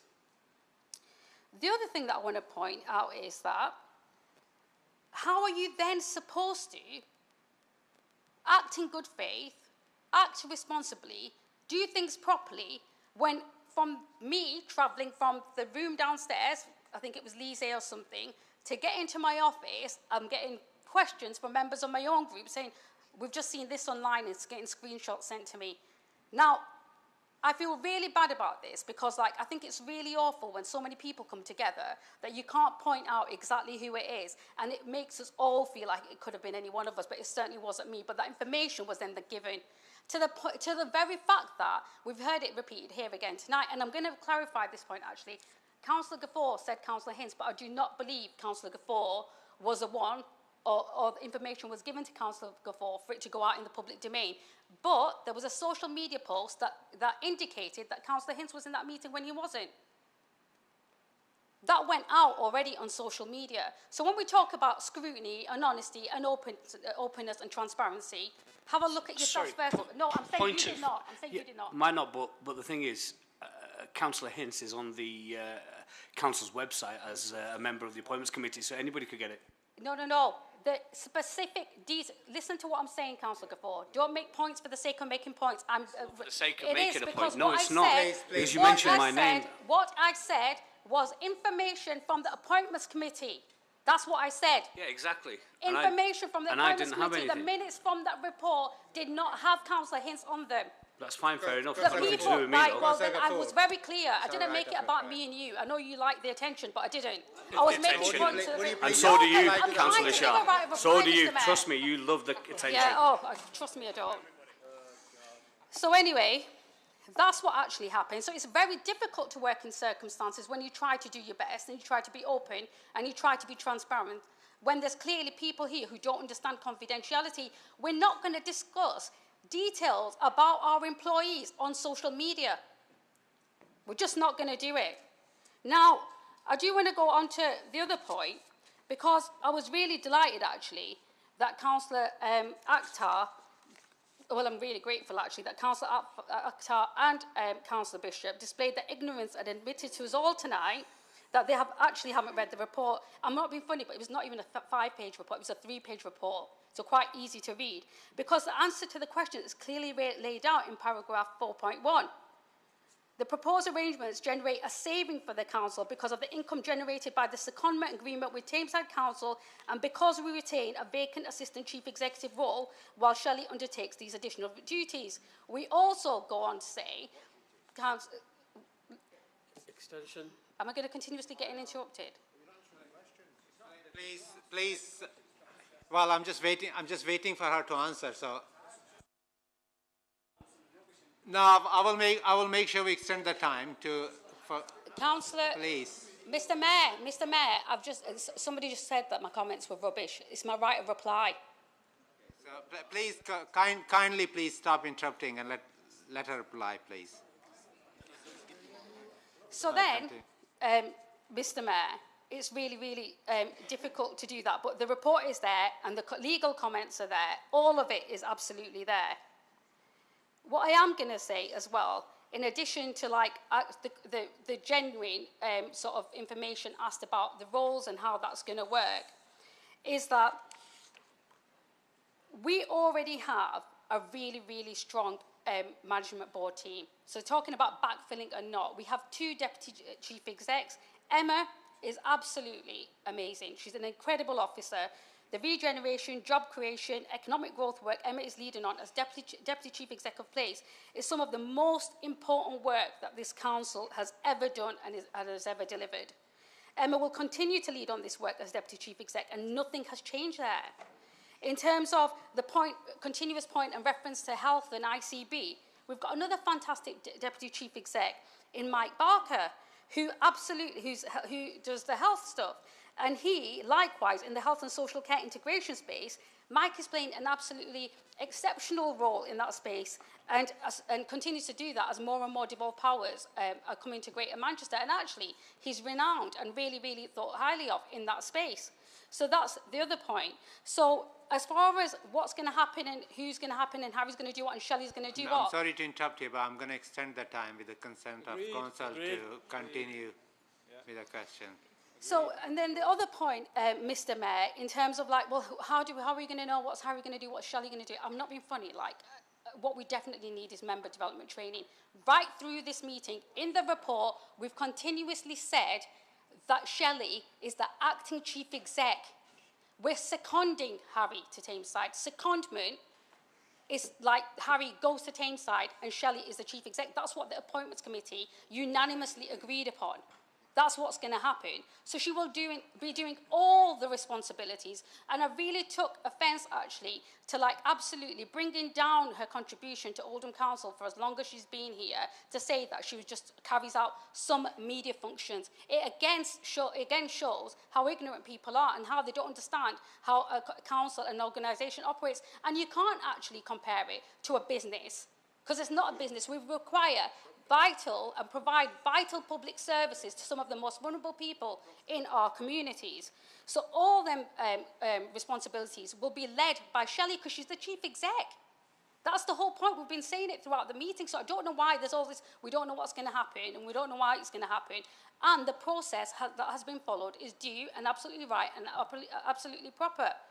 Now, I'm going to close, Mr. Mayor, by saying that I do want to remind everyone why we're here tonight. We've followed a really fair and thorough process with the cross-party appointments committee agreeing to Harry's new working arrangements. We've interviewed candidates for acting chief executive during this secondment, and they were all agreed to Shelley's unanimous post. And she will be the acting chief exec. This would have gone to November. I've explained why it's been brought forward, but there's no question of due diligence, no question of like proper process not being followed. And I would really, really, really like to get to a point, Mr. Mayor, where actually, you know, people would actually fully appreciate what it takes to be an officer in this council. It's just not right, it's not proper, and I question myself why any of them would want to work somewhere where they continuously are brought to this chamber just to be berated. What we've done is fantastic. I want to thank Harry for everything he's achieved while he's been here. I'm super proud that he's going to Tameside, and the way he helped us out in really difficult circumstances here, I've got every faith in Harry that he will do the same there. But I'm equally proud of not just Shelley, not just Emma, not just Mike, but every single member of that management board and every single member of this council. We have the best officers that I could have ever asked for. And actually, the members of this chamber couldn't deliver anything if it wasn't for the commitment that they give and the hard work that they do. And we must also remember that these individuals also have family. They also have family. Just like nobody would like the members of their family to be berated, we should consider that too. They are human. Do not dehumanize people who work here, who commit themselves to serving the residents that we are purportedly here to represent. It is absolutely horrendous. It's appalling, and you should be ashamed of yourselves. Absolutely ashamed of yourselves. Thank you, Councillor Thank Shah. you, Mr. Mayor. I'm going to move to more. So, does Councillor agree the recommendation? Mr. Mayor, as can I request a recorded vote? No problem.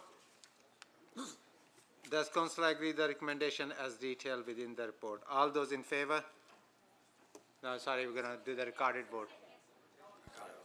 We're doing the recorded vote for all those in favour.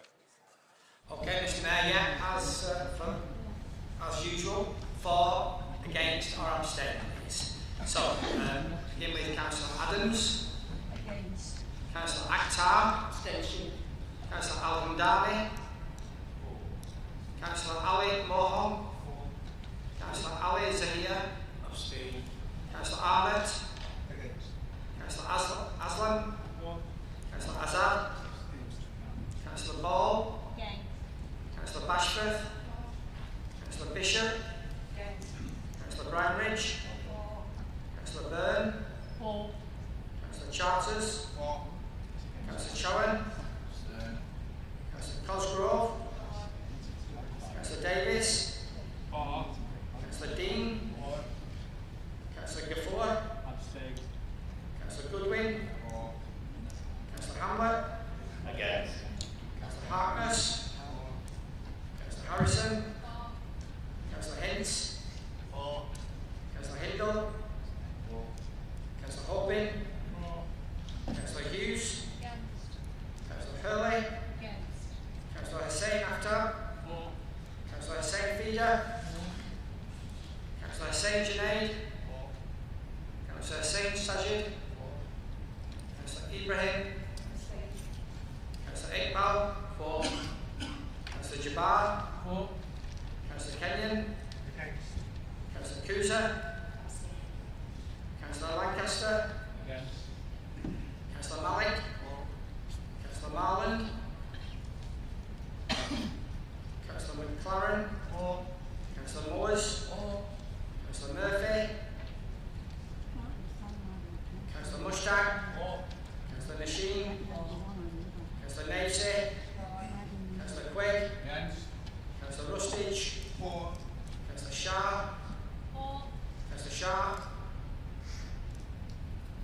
Councillor Sheldon. Against. Councillor Shuttleworth. For. Councillor Sykes. For. Councillor Taylor. For. Councillor Wahid. Abstain. Councillor Wilkinson. Councillor Williamson. Councillor Woodvine. And yourself, Mr. Mayor. Mr Mayor, I'm in error. Can I change my vote, please? Of course. Against. Sorry.